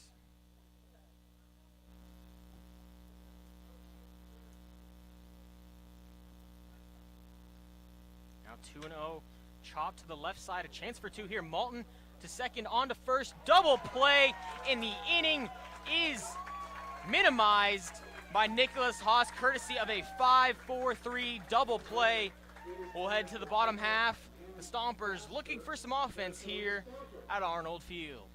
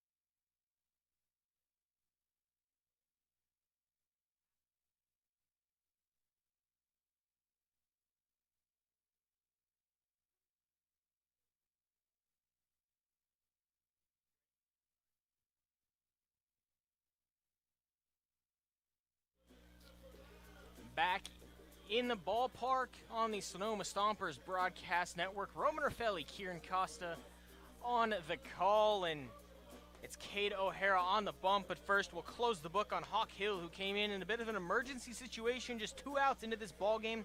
Went 3 1/3, gave up 3 hits, 1 run. It was earned. He walked 1 and struck out 4, and he did everything the Blues could have asked from him.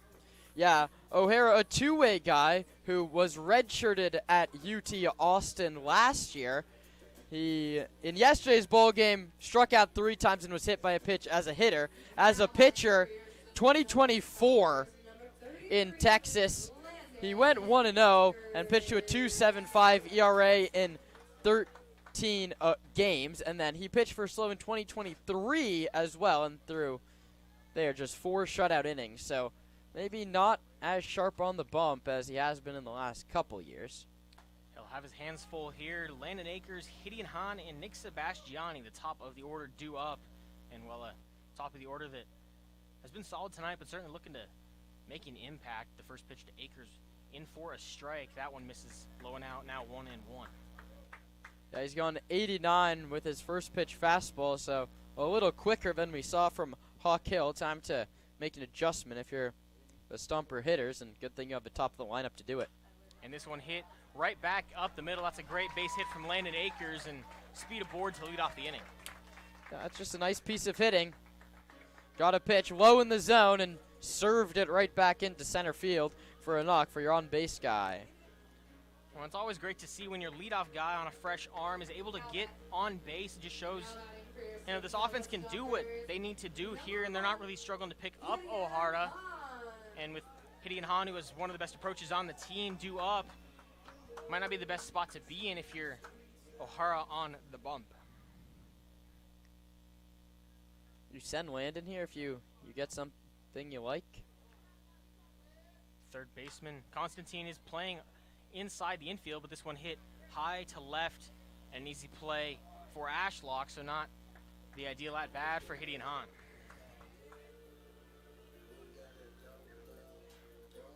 That will bring up Nick Sebastiani.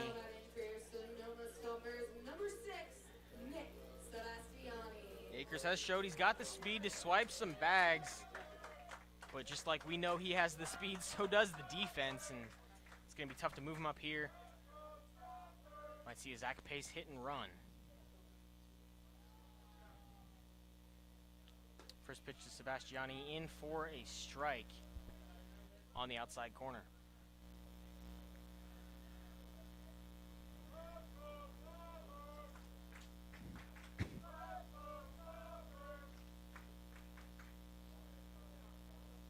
Now 0-1. That one bounces, but a great read from Landon Akers and an excellent block from Miller behind the dish. Akers, had he gone, probably would have been dead to rights up the middle. Now 1-1.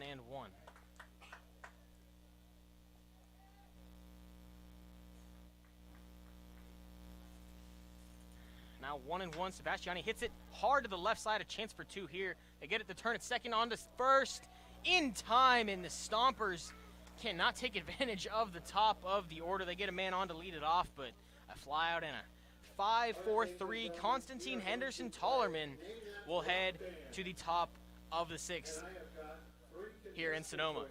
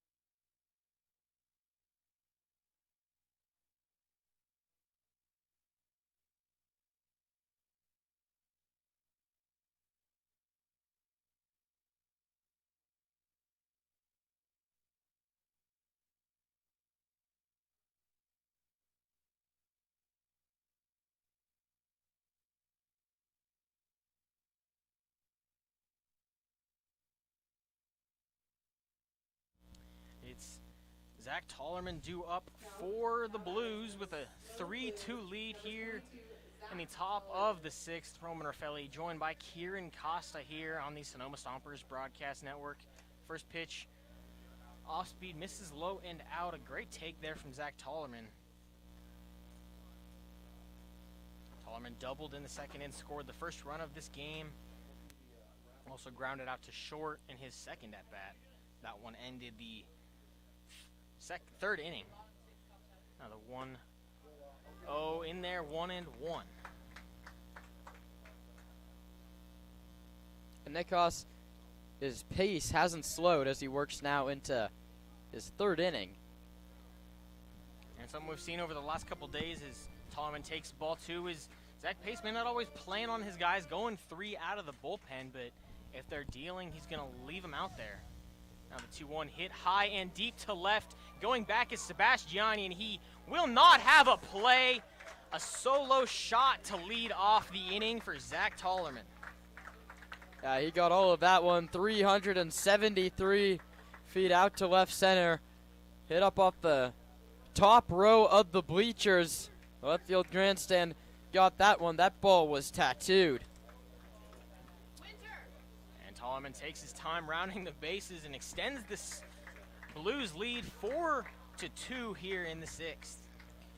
Yeah, but still a very manageable deficit. You've worked out of jams in the past few innings, which now looks even crucial after that solo home run. Keeps pushing that lead a little bit. The Stomper offense needs that little 5-run inning that they pulled off last time. Out. Gavin Smith standing in the box now.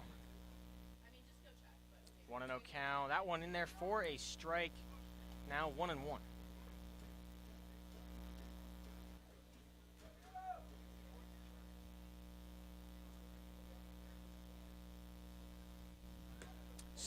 Big swing there from Smith.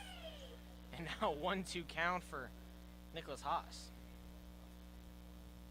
Tollerman crushed that ball off of Haas. He was sitting fastball, got one, and killed it. And with a big lengthy swing, it's not hard to do. Now 1-2. A backwards K to Gavin Smith. An excellent off-speed pitch on the inside corner.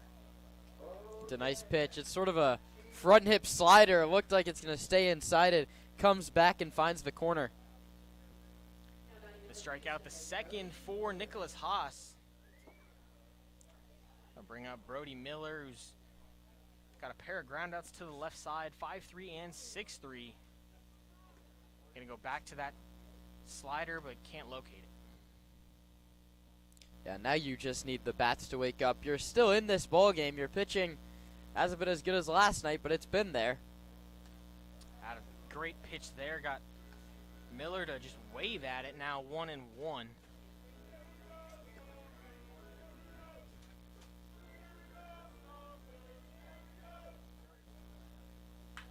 And this one hit hard to center field, but coming on to make the grab is Landon Akers for the second out of the inning.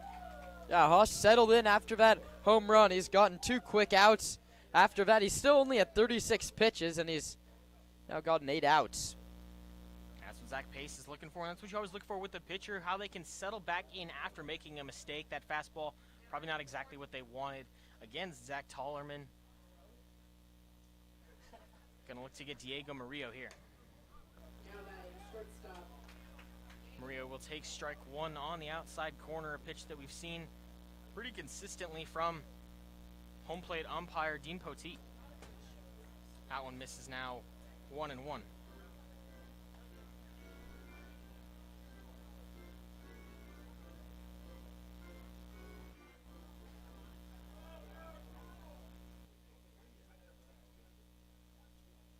And that one fouled back now. I believe the count is 1-2. The second pitch got through Sepulveda. It might have been close to the zone, but called a ball. That, I mean, if ball that gets to the backstop's never getting called a strike. And the 1-2 hit hard, but foul down the right field line. That's one that Murillo wants another crack at. 76 curveball that sort of just sat middle. Haas got away with one there. Going to look to get out of the inning here. The 1-2. Very similar pitch, a very similar swing, and almost the exact same result. We'll do 1 and 2 again.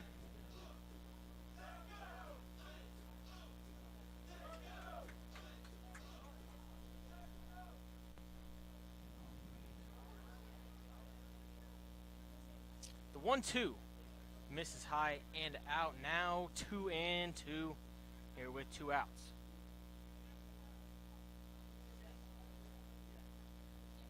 Murillo, pair of singles on the night. Going to look to add 1 here. The 2-2 misses outside. Now 3 and 2. And we don't know about the Blues coaching, but the Stompers coaching would certainly be happy with a quality at bat like this.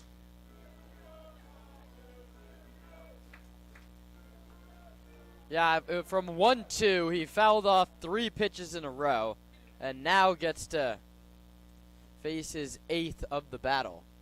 The 2-2. Foul down that right field line. Once again, a great battle being put up here by Diego Murillo.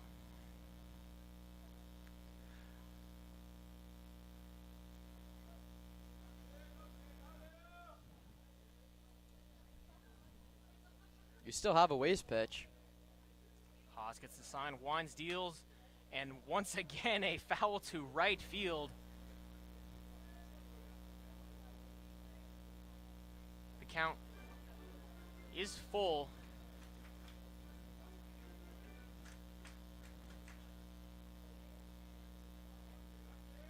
The 3-2.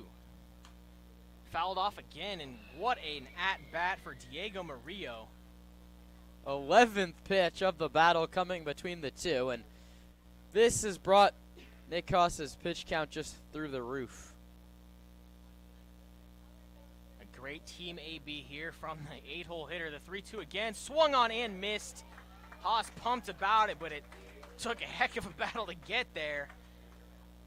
2 strikeouts in the inning and a line out to center after the Zach Tollerman home run to left. It's 4-2 here on the Sonoma Stompers Broadcast Network.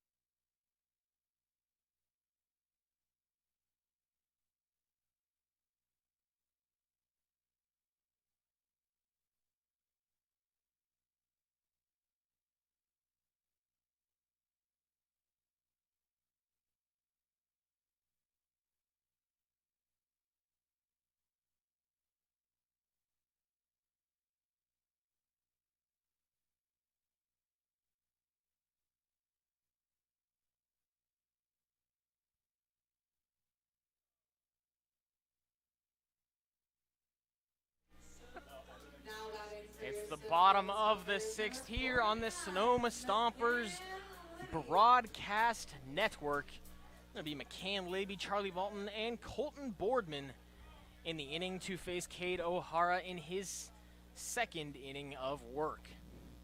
Roman Raffelli, Kieran Costa on the call. And Libby takes strike 1. Yeah, Libby's put together some really strong at-bats over the weekend, especially that Friday, Saturday, but struggled a little bit the last couple nights. Out 1 misses the zone, now 1-1. to the Frisco, Texas native. The 1-1. Chopped, fouled on the third base line. Weak off the bat. Gonna have to battle here with 2 strikes on him.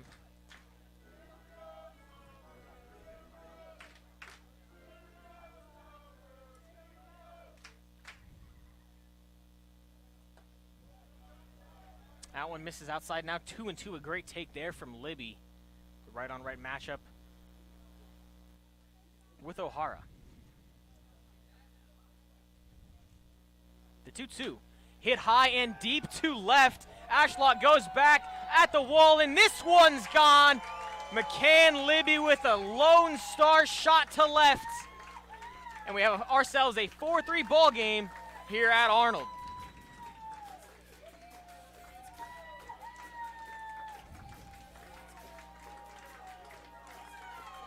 At 345 feet off Libby, and he's fired up, heading back to the Stompers dugout. A couple strikeouts his first 2 trips. He changes that in a hurry.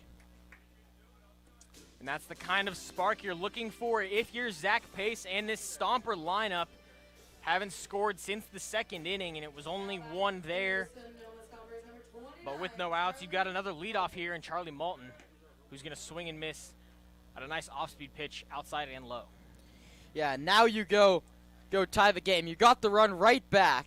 You've cut the deficit back to 1, but now you're primed. O'Hara has to be a little bit rattled after Libby got all of that one. And this one hit high and deep to right. Jordan going back near the wall and makes the snag. That ball, if it was flattened out anymore, might have been the second of back-to-backs for the Stompers, but it is a fly out to right, bringing up Colton Boardman. Yeah, there's no warning track from center field out to right, so there's moments you don't know how deep that ball's going. Boardman, the first lefty of the inning. 1-4-2 on the day and scored on a single in the 2nd. This one hit hard to left center field. That will be down, potentially extra bases here. Boardman takes an aggressive turn but shuts it down about 15 feet past the bag. A smart choice. The Blues got that ball in a hurry, but now runner on for Brady Shannon. Yeah, Colton Boardman made a couple miscues on the bases in the early going of this season. The first 2 nights got thrown out at second trying to stretch, thrown out on a caught stealing 2. But the coaches have said, especially Coach Madarena was talking to him on the field before the game, he's a guy that makes adjustments. He's the first one here every day, taking ground balls, really taking the extra effort to get better this summer.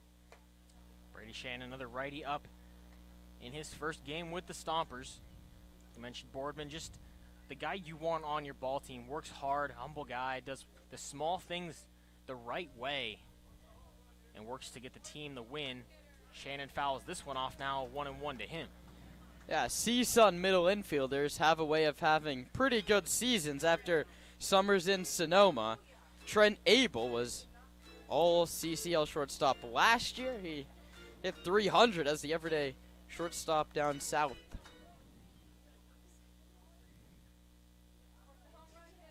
Boardman leads off first. O'Hara comes set at the belt.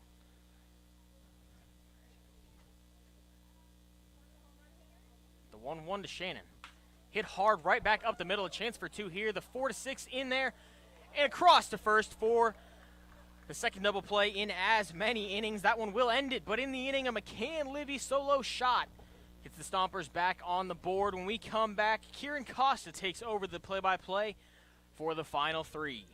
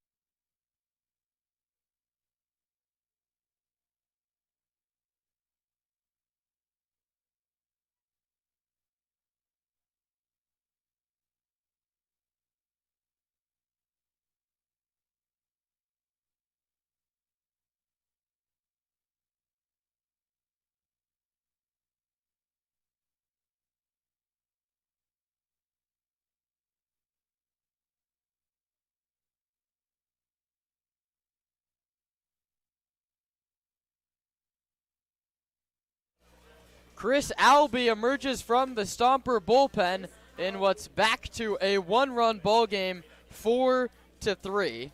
Albee making his second appearance of the year. 2 innings pitched with 2 hits and an earned run, 3 walks and 4 strikeouts. That was all the way back on opening day against Berkovich, a game the Stompers would go on to lose in the 9th, which means the books closed on Nick Haas. How was his day, Roman? It was a good outing for Haas. He gave up a run on 2 hits through his 3 innings, walked 1 and struck out 3. It was really just one bad pitch to Zach Tollerman that cut too much of the plate and was sent deep to left. But a good outing for Nicholas Haas, just not a lot of offense for the Stompers. Yeah, Albee, a sidewinding righty who pitched at Sacramento City College for a while, got the bump up to Jessup University. Not a lot of run there this past season, but the second-year Stomper looks to throw up a 0 and give his offense another chance in a one-run ball game. He gets Gavin Constantine and then back to the top in E.J. Royal and Eli Henderson, 9-1-2. It's been a good one so far. Not the blowout the Stompers got in Game 1. 4 runs and 7 hits, no errors for the Blues. 3 runs, 6 hits, and 1 miscue for Sonoma. Laginto, Haas, and now Albee for Sonoma pitching. Righty on righty. And time called at home plate.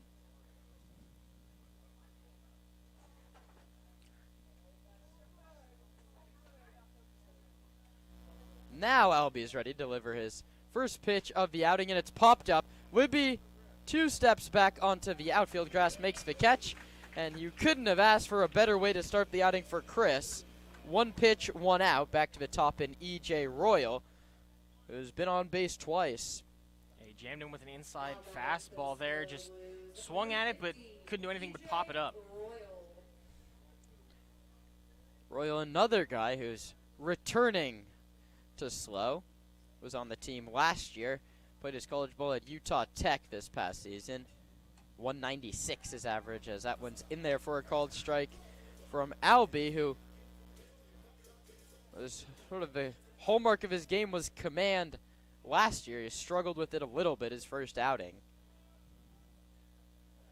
The pitch, swing and a miss, nothing in 2. That's a good off-speed pitch. You start it kind of on the middle of the plate, outer third, and then get it to work away from the hitter. It looks like a very hittable pitch until it's about in the box, and it's just nowhere to be found. The 0-2 coming from Albee. Low and outside, 1-2. And what's a very relevant part of playing baseball at Arnold Field is the shadows, especially in these 6:05 games. Chris Albee, the pitcher, is in the bright sunshine out on the hill, while the hitter, E.J. Royal, is now fully in the shadows. But he got a good enough read on that one to watch it sink below the zone low. That counts 2 balls and 2 strikes. The left side of the diamond, that being Moulton at third and Boardman at shortstop, also in shadow. 2-2. Outside, 3-2. And E.J. Royal has just let 5 pitches go by, and he's in a full 3-2 count. And Royal been very patient at the plate, putting together grade A Bs all day. He singled in the 3rd and walked in the 5th. Payoff coming. Albee delivers, and Royal strikes out swinging. First for Chris, and now he has to deal with Eli Henderson, who's gotten on base just about every way you can. A walk, a single, and an error. Another great off-speed to end that count to Royal. Just very similar pitch to the one I was just mentioning, that fanned at it and tough to hit. The Blues have had a base runner every inning. They look to keep that alive here in the 7th. And Henderson takes a first pitch that is high, as the zone's been squeezing up at the top all evening long. 1-0. Albee to Henderson. That's bounced back towards the middle. Boardman on the charge, flips to first in time, stuck by Lazul on the other end. And it took Grisalbi just 9 pitches to set down the Blues 1-2-3 in the 7th. Time to stretch in Sonoma with the Stompers trailing the Blues 4-3 on the Sonoma Stompers Broadcast Network.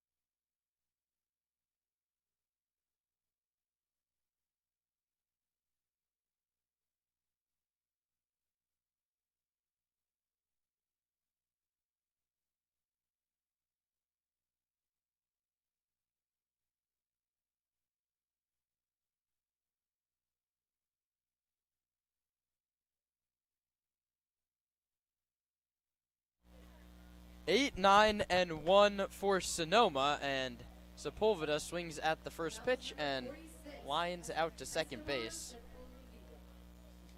You blink and there's out number 1. Not what you really want if you're Sonoma trying to build a rally in inning number 7. And Paul Lazul slowly makes his way to home plate. And that is going to be, in the MLB now, a pitch clock violation on the hitter. I'll explain after Lazul takes outside. I saw this like 3 times this week. When MLB teams make a pinch hitter, you have to be in the batter's circle with like 5 seconds to go on the pitch clock, and nobody does it. The 1-0 is foul back to the screen, 1-1. I mean, I like baseball the Sonoma way. No rule changes for me. You can pick off to first base just as many times as you like. Right on left, it's O'Hara to Lazul outside, and the count's 2 balls and 1 strike. Paul singled in the 2nd, flew out in the 4th. Looking to flip the lineup over here in the 7th. Stompers offense running out of tries to get back into this ball game. O'Hara off the third base side of the rubber pitches. Inside, good take, and way out in front now. 3-1, and this is your go zone time for the powerful Paul Lazul. 3-1. It's lined off the glove of the second baseman Henderson for a base hit. 93 miles an hour off the bat. I mean, that would have been an outstanding grab from Henderson, who got over, leapt up, and it just kicked off his glove, and the Stompers are going to make a pinch running change. It's Kieran Baker. Yeah, and a great piece there from Paul Lazul. A very similar pitch to what we saw from Esteban Sepulveda right before him, but certainly not, hit as softly as Sepulveda's. His just kind of, looped over to the second baseman with that one hot off the barrel, and fortunately for Paul Lazul, he couldn't quite squeeze it. So Baker now the runner at first base as he comes in for Lazul. And now it's Landon Akers' time. Stompers have the tying run aboard in the 7th. O'Hara pitches. Akers takes low. A nice block by Brody Miller, and the defensive effort by both catchers. They have been very good. Barring that one run, the Stompers scored all the way back in the first inning, came via wild pitch. So Baker's at first base. He represents the tying run. We'll see if they send him. With the top of your order up, Akers swings and misses. 85 in the dirt.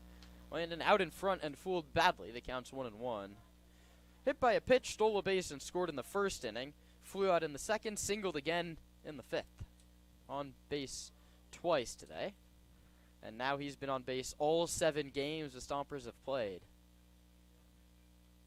1-1 coming from O'Hara. Called strike, top of the zone. And that one he hasn't really given all night. But counts 1-2. On deck, but the Stompers would love to get a runner in scoring position before they turn to Gideon Hahn. Baker runs. Akers sends it towards center, sinking fast, but not fast enough, and Kieran Baker is going to be doubled off first base. Baker running on the pitch. He's hung up at second. It's the third double play in as many innings.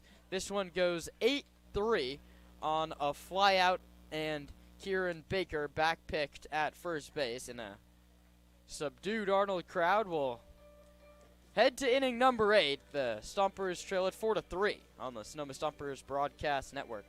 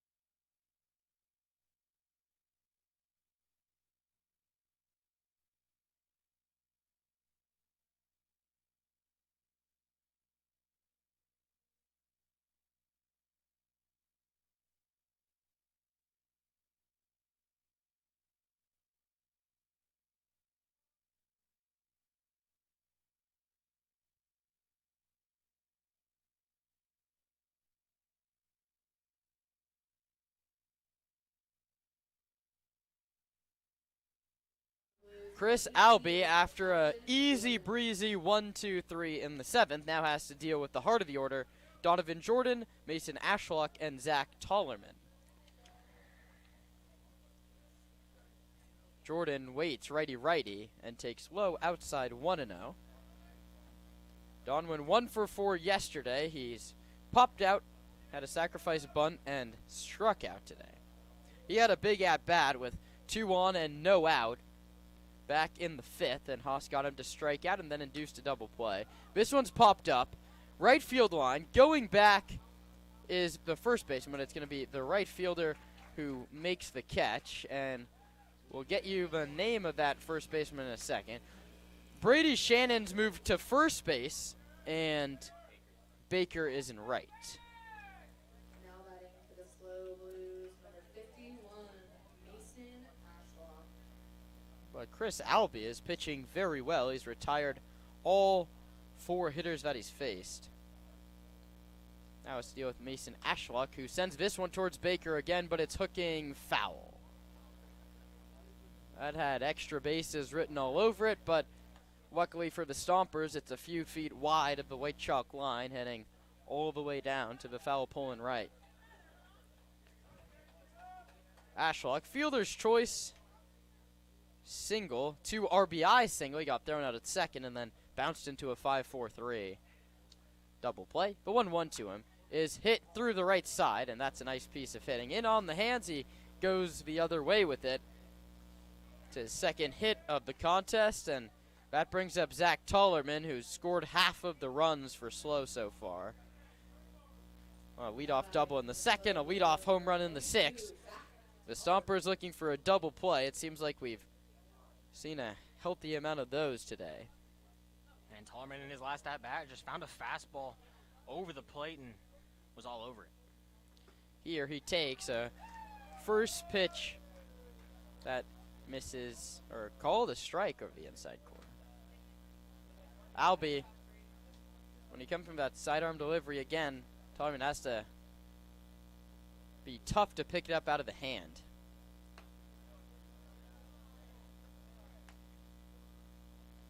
It looks like coming from behind you, and then a left-hand hitter comes something very wide. Stompers 4, Blues 3, top half of the 8th. Here it comes. In there for a called strike 2. Tollerman has a word with Dean Poteet, but he'll find himself behind in the count. And that's a great spot up there. Albie missed that last pitch. He kind of stepped more towards the first base line than he did to home on the second pitch, and it missed the zone, but a great pitch there. 1-2. In there for a called strike 3, and Tollerman knew it. The second strikeout for Albie. One swinging, one looking, and that brings up Gavin Smith, who's 0 for 5 with 2 walks in the series. 0 for 3 today. Yeah, Smith struck out looking himself back in that 6th inning after the Tollerman home run. Good opportunity for Albie. Ashlock not a huge lead as it's bounced foul past Rene Rigolato coaching third base. Ashlock hit the ball, Ashlock at first base. Gavin Smith, the hitter. Ashlock runs, and it's popped up foul. He'll have to head back. And Albie just hasn't been looking over at first base. He figured I'll take off early. He was about 10, 15 feet off the base before the pitch was even delivered, but when he's picking up on the pitcher, going on the same cadence, the same timing, it's like clockwork, and is able to, or was attempting to get a free 90 feet, but the foul ball minimizes that. 0-2 with 2 outs. Albie looking to lead the runner at first. He works off the first base side of the hill and delivers. Drops too high, and it's 1-2. Sepulveda taking 2 steps towards the dugout. Back down into the crouch he goes, and Albie will have to continue to labor here in inning number 8. And the runner goes. Swing and a miss. It won't matter anyway. And I mean, Mason Ashlock had that one stolen. Instead, it's back-to-back punch-outs to end the inning for Chris Albie. Stompers bats would love to get a couple runs here. They trail the Blues 4-3 as we head to the bottom of the 8th on the Sonoma Stompers Broadcast Network.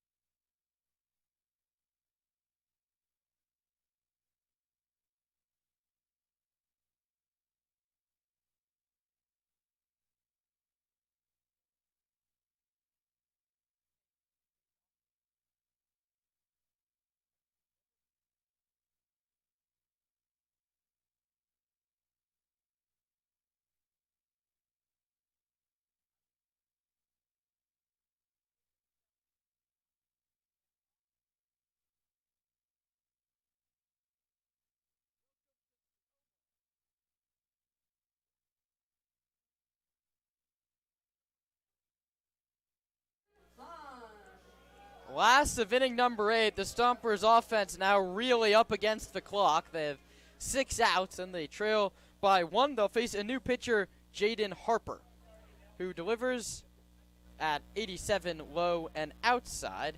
That closes the book on Cade O'Hara, who in 2 innings gave up 3 hits, an earned run, and no walks or strikeouts. And Roman will tell you about Harper after he delivers a called strike as Holland squared to bunt and pulled it back. Yeah, Jaden Turner pitches at Allen Hancock, appeared in 15 games this spring, started 12 of those, went 76 1/3 with a 3.42 ERA. His first pitch now in a bullpen role, or his first batter, is Han, who flies out to the center fielder, an easy play for E.J. Royal. And now the Blues are just 5 outs away from their first CCL win of the campaign and splitting the 2-game set. Yeah, Turner also struck out 81, only gave up 32 walks and had a whip of 1.4. He was really good at Allen Hancock. Surprising to see him this late in this one. Sebastiani takes a called strike 1, walked in the first, grounded out to shortstop in the third, and hit into a 5-4-3 twin killing to end the 5th. Sebastiani swings and misses. Nothing in 2. The last 3 Stompers innings have ended in double plays. The 0-2 coming from Harper. That one sent towards right center. Medium deep, Royal in the alley makes the catch. Ball kept on carrying, but there's a whole lot of room out there. Well, at least this one can't end in a double play because there's 2 outs on just 6 pitches. Find the positives in a game like this. And another positive is at the plate here, the guy who has put you on the board for the only time since the 2nd inning. Yeah, Libby struck out in the first, struck out in the third, and put one over the left field wall in the 6th. And here he takes a called strike 1. 90 miles an hour.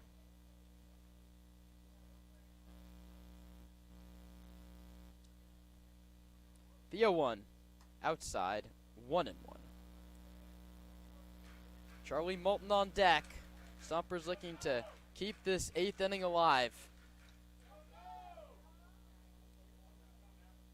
Moulton, Boardman, Shannon, the next few do, as you think either 8th inning 2-out rally or who's going to be the last ups for Noma in the last of the 9th.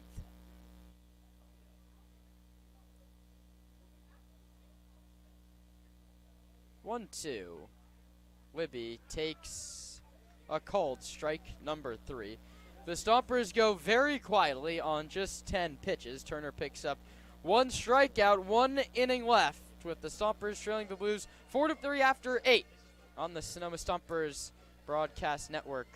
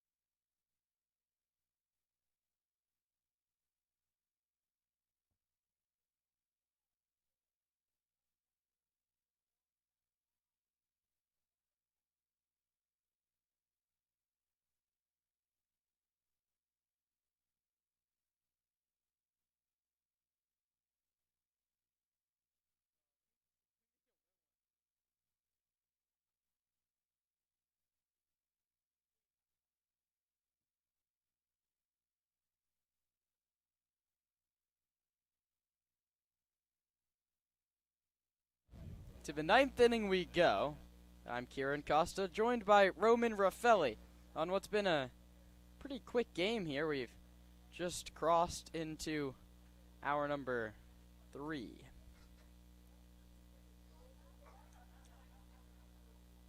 That one misses outside. And famously, if you watched yesterday's 8th inning, I'm not very good at math, but I think we got this one right. We played 1 hour. That was 6:12 to 7:12. 2 hours, 7:12 to 8:12. So now it's... Oh, I'm wrong. And the 1-0 is inside 2-0. Oh, goodness. Oh, goodness. Well, first pitch was right around 6:05, so really we're in hour 3. It's just only been 2 hours, so you're pretty much there. Numbers are confusing. It's okay. 2-0. Albie pitches, and that one's lined into right field, a base hit. The new right fielder, Kieran Baker, plays it on a hop. And the leadoff man aboard the second knock given up by Albie. This one, a leadoff knock, though not a great situation. That brings up Diego Murillo, Northeastern State University project. Where is that? I feel like you could... That's a fun trivia question. Where is Northeastern State University? It could really be anywhere. The pitch. He squares the bunt, pulls it back. A back pick by Sepulveda. Not in time. I think Texas. My guess is Texas. Yeah, everybody guess where you think Northeastern State University is in the chat, and we'll announce at the top of the 9th where that is. The 1-0 coming. He squares the bunt and pushes it foul. A heads-up play by Charlie Moulton to let that one go wide.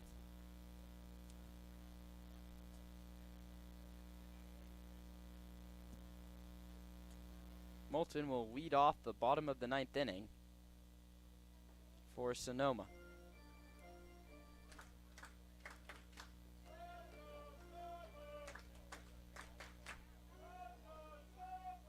Rio, the shortstop today, singled twice and struck out. See if he's still trying to get that bunt down and get a much-needed insurance run home. He swings and fouls it back to Viserian, and the bunt sign will be off now with 2 strikes on the Blues 8-hitter. And what could be the last top of the 9th? The last time we see these Blues hitters, they want to add some insurance here. You're up 1. You don't want to have to worry about it in the bottom of the 9th. Albie pitches. That one sent out towards right center. Baker moving over, still moving over, and he makes a running catch. There was a second. That one could have dropped in between him, but Kieran Baker out in right runs it down. There's 1 away, and that brings up Gavin Constantine, who's popped out, grounded out, and popped out again. Hasn't gotten a ball out of the infield so far. And that one nearly slipped out of the glove of Baker. He caught it and turned it around, and it nearly snow-coned out, but a great squeeze in right. This one sent out towards left. Sebastiani tracking back, and he's right there to make the catch. A hard-hit baseball off the bat of Constantine. He got one he liked, 78 middle on the first pitch, and he gave it a ride, but right place, right time for Nick Sebastiani. He hit it hard. It found a glove, and there's 2 down. And that's a big out to get. You certainly don't want 2 on with only 1 out going to the top of the lineup. This makes E.J. Royal a little bit easier to deal with, but it's still dangerous bat. So after a leadoff single, 2 quickly retired, and now it's E.J. Royal's 5th time coming to the plate, and he takes high ball 1. Single, a walk. He's 1 for 3. It'll be Moulton, Boardman, and Shannon with the Stompers. Hope is just a 1-run deficit. That one's way outside. A very nice play by Esteban Sepulveda to keep that runner out of scoring position. He lost his mask and his helmet, but he kept the ball in front. It's 2-0.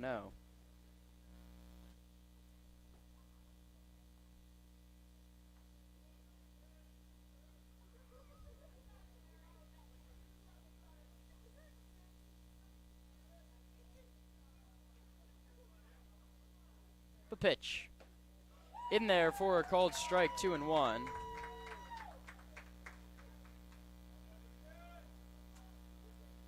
On the out-of-town scoreboard, the Anchors lead the San Francisco Seagulls 2-1. That one at the College of Alameda, the only other CCL game in action.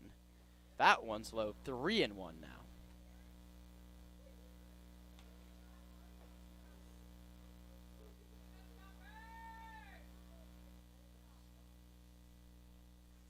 3-1 now coming from Albie, who's delivered 32 pitches. The pitch count continues to climb.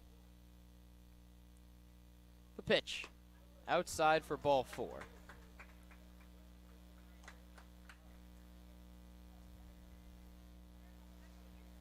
And now that runner does get to scoring position, and the heart rate rises for the coaches in that Stomper dugout.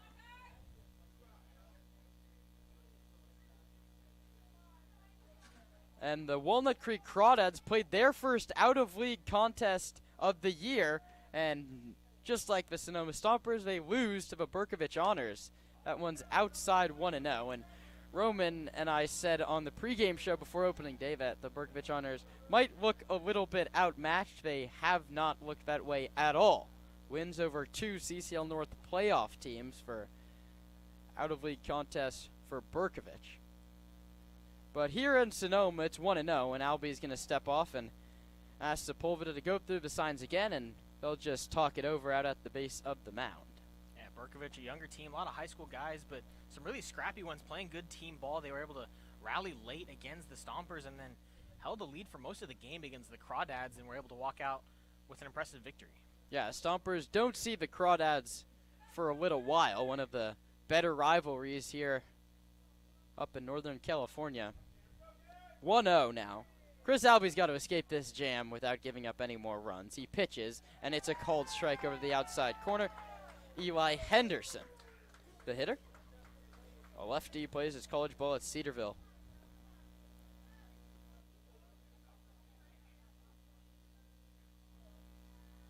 One ball and one strike. 2 on, 2 out. Albie pitches, and it's lined back foul to the screen. 1-2. And now Chris Albie is 1 pitch away from giving the Stompers offense a chance, down by just 1.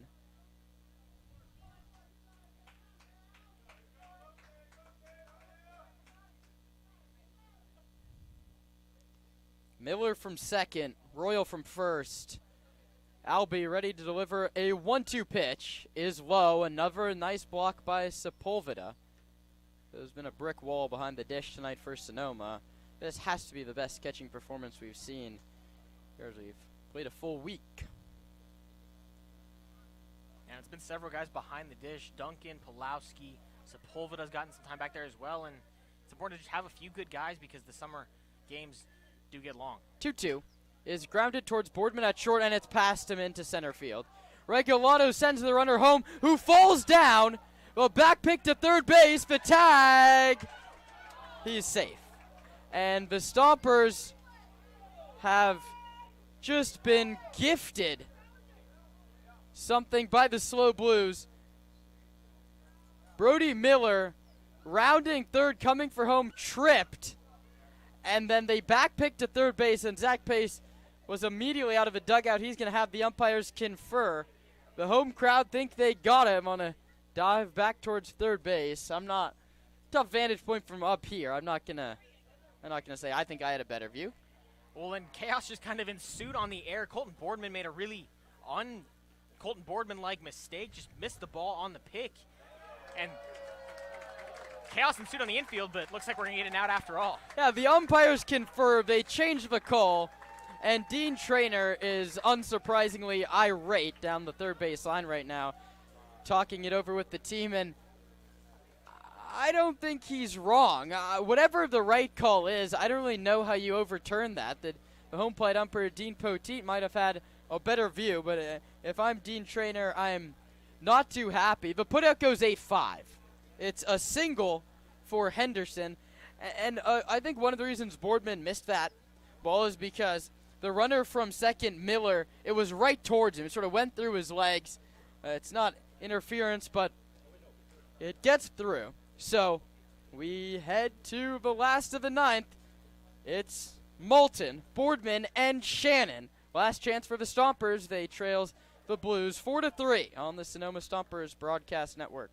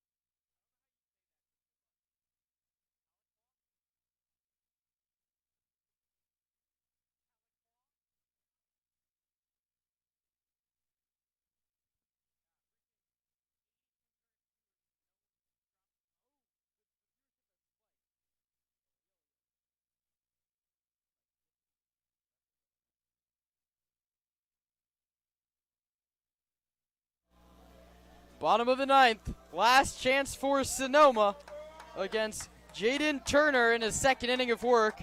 Charlie Moulton, Colton Boardman, Brady Shannon. And the first one misses high at 89 miles an hour. Stompers need a little bit of walk-off magic here on this Wednesday evening. Turner pitches. Moulton takes a cold strike at the knees.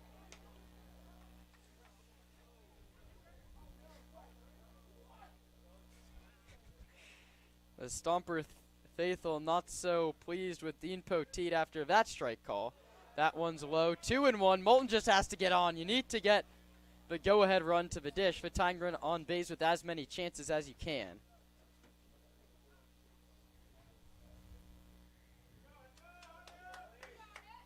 Moulton's 0 for 3. He pops it up foul the opposite way. The count holds at 2 balls and 2 strikes. And anyone still wondering, Northeastern State University is in Oklahoma.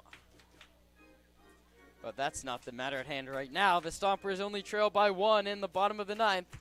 They had a walk-off here on Sunday. This one's going to take a little bit more work.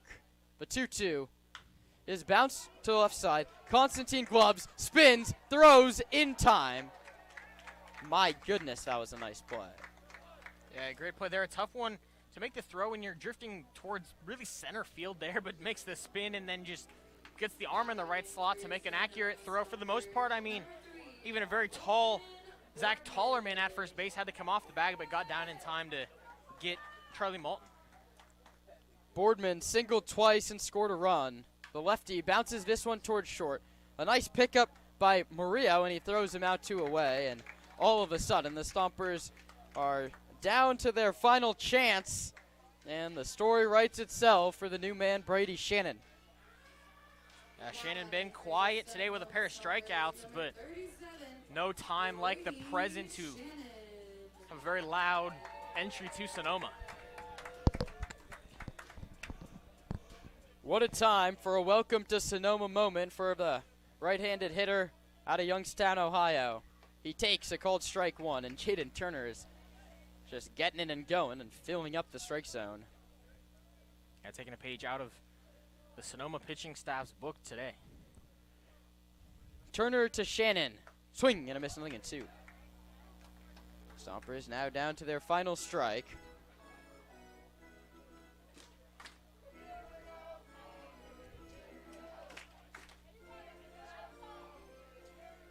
No balls, 2 strikes, 2 outs. 9th inning. Turner to Shannon. High. Pitch hasn't been given by Dean Poteet up near the top of the strike zone all night, but if you're Dean Trainer, you're already not happy with the overturned call in the 9th. You probably think you should be back on the bus heading back to SoCal. And they won't be as Brady Shannon holds up. That's why you do your forearm workouts. He's strong enough to not go around, says Eric Thompson. And if he hits a home run, Dean Trainer might get ejected from this game. I would be if I was coaching down in the visitor dugout. Either way, Turner's now going to pitch a 2-2 to Shannon, and it's high 3-2. 0-2 to 3-2. Shannon's worked himself a nice at-bat. Esteban Sepulveda in the on-deck circle. Turner finds one he likes, delivers the payoff, and Shannon strikes out swinging.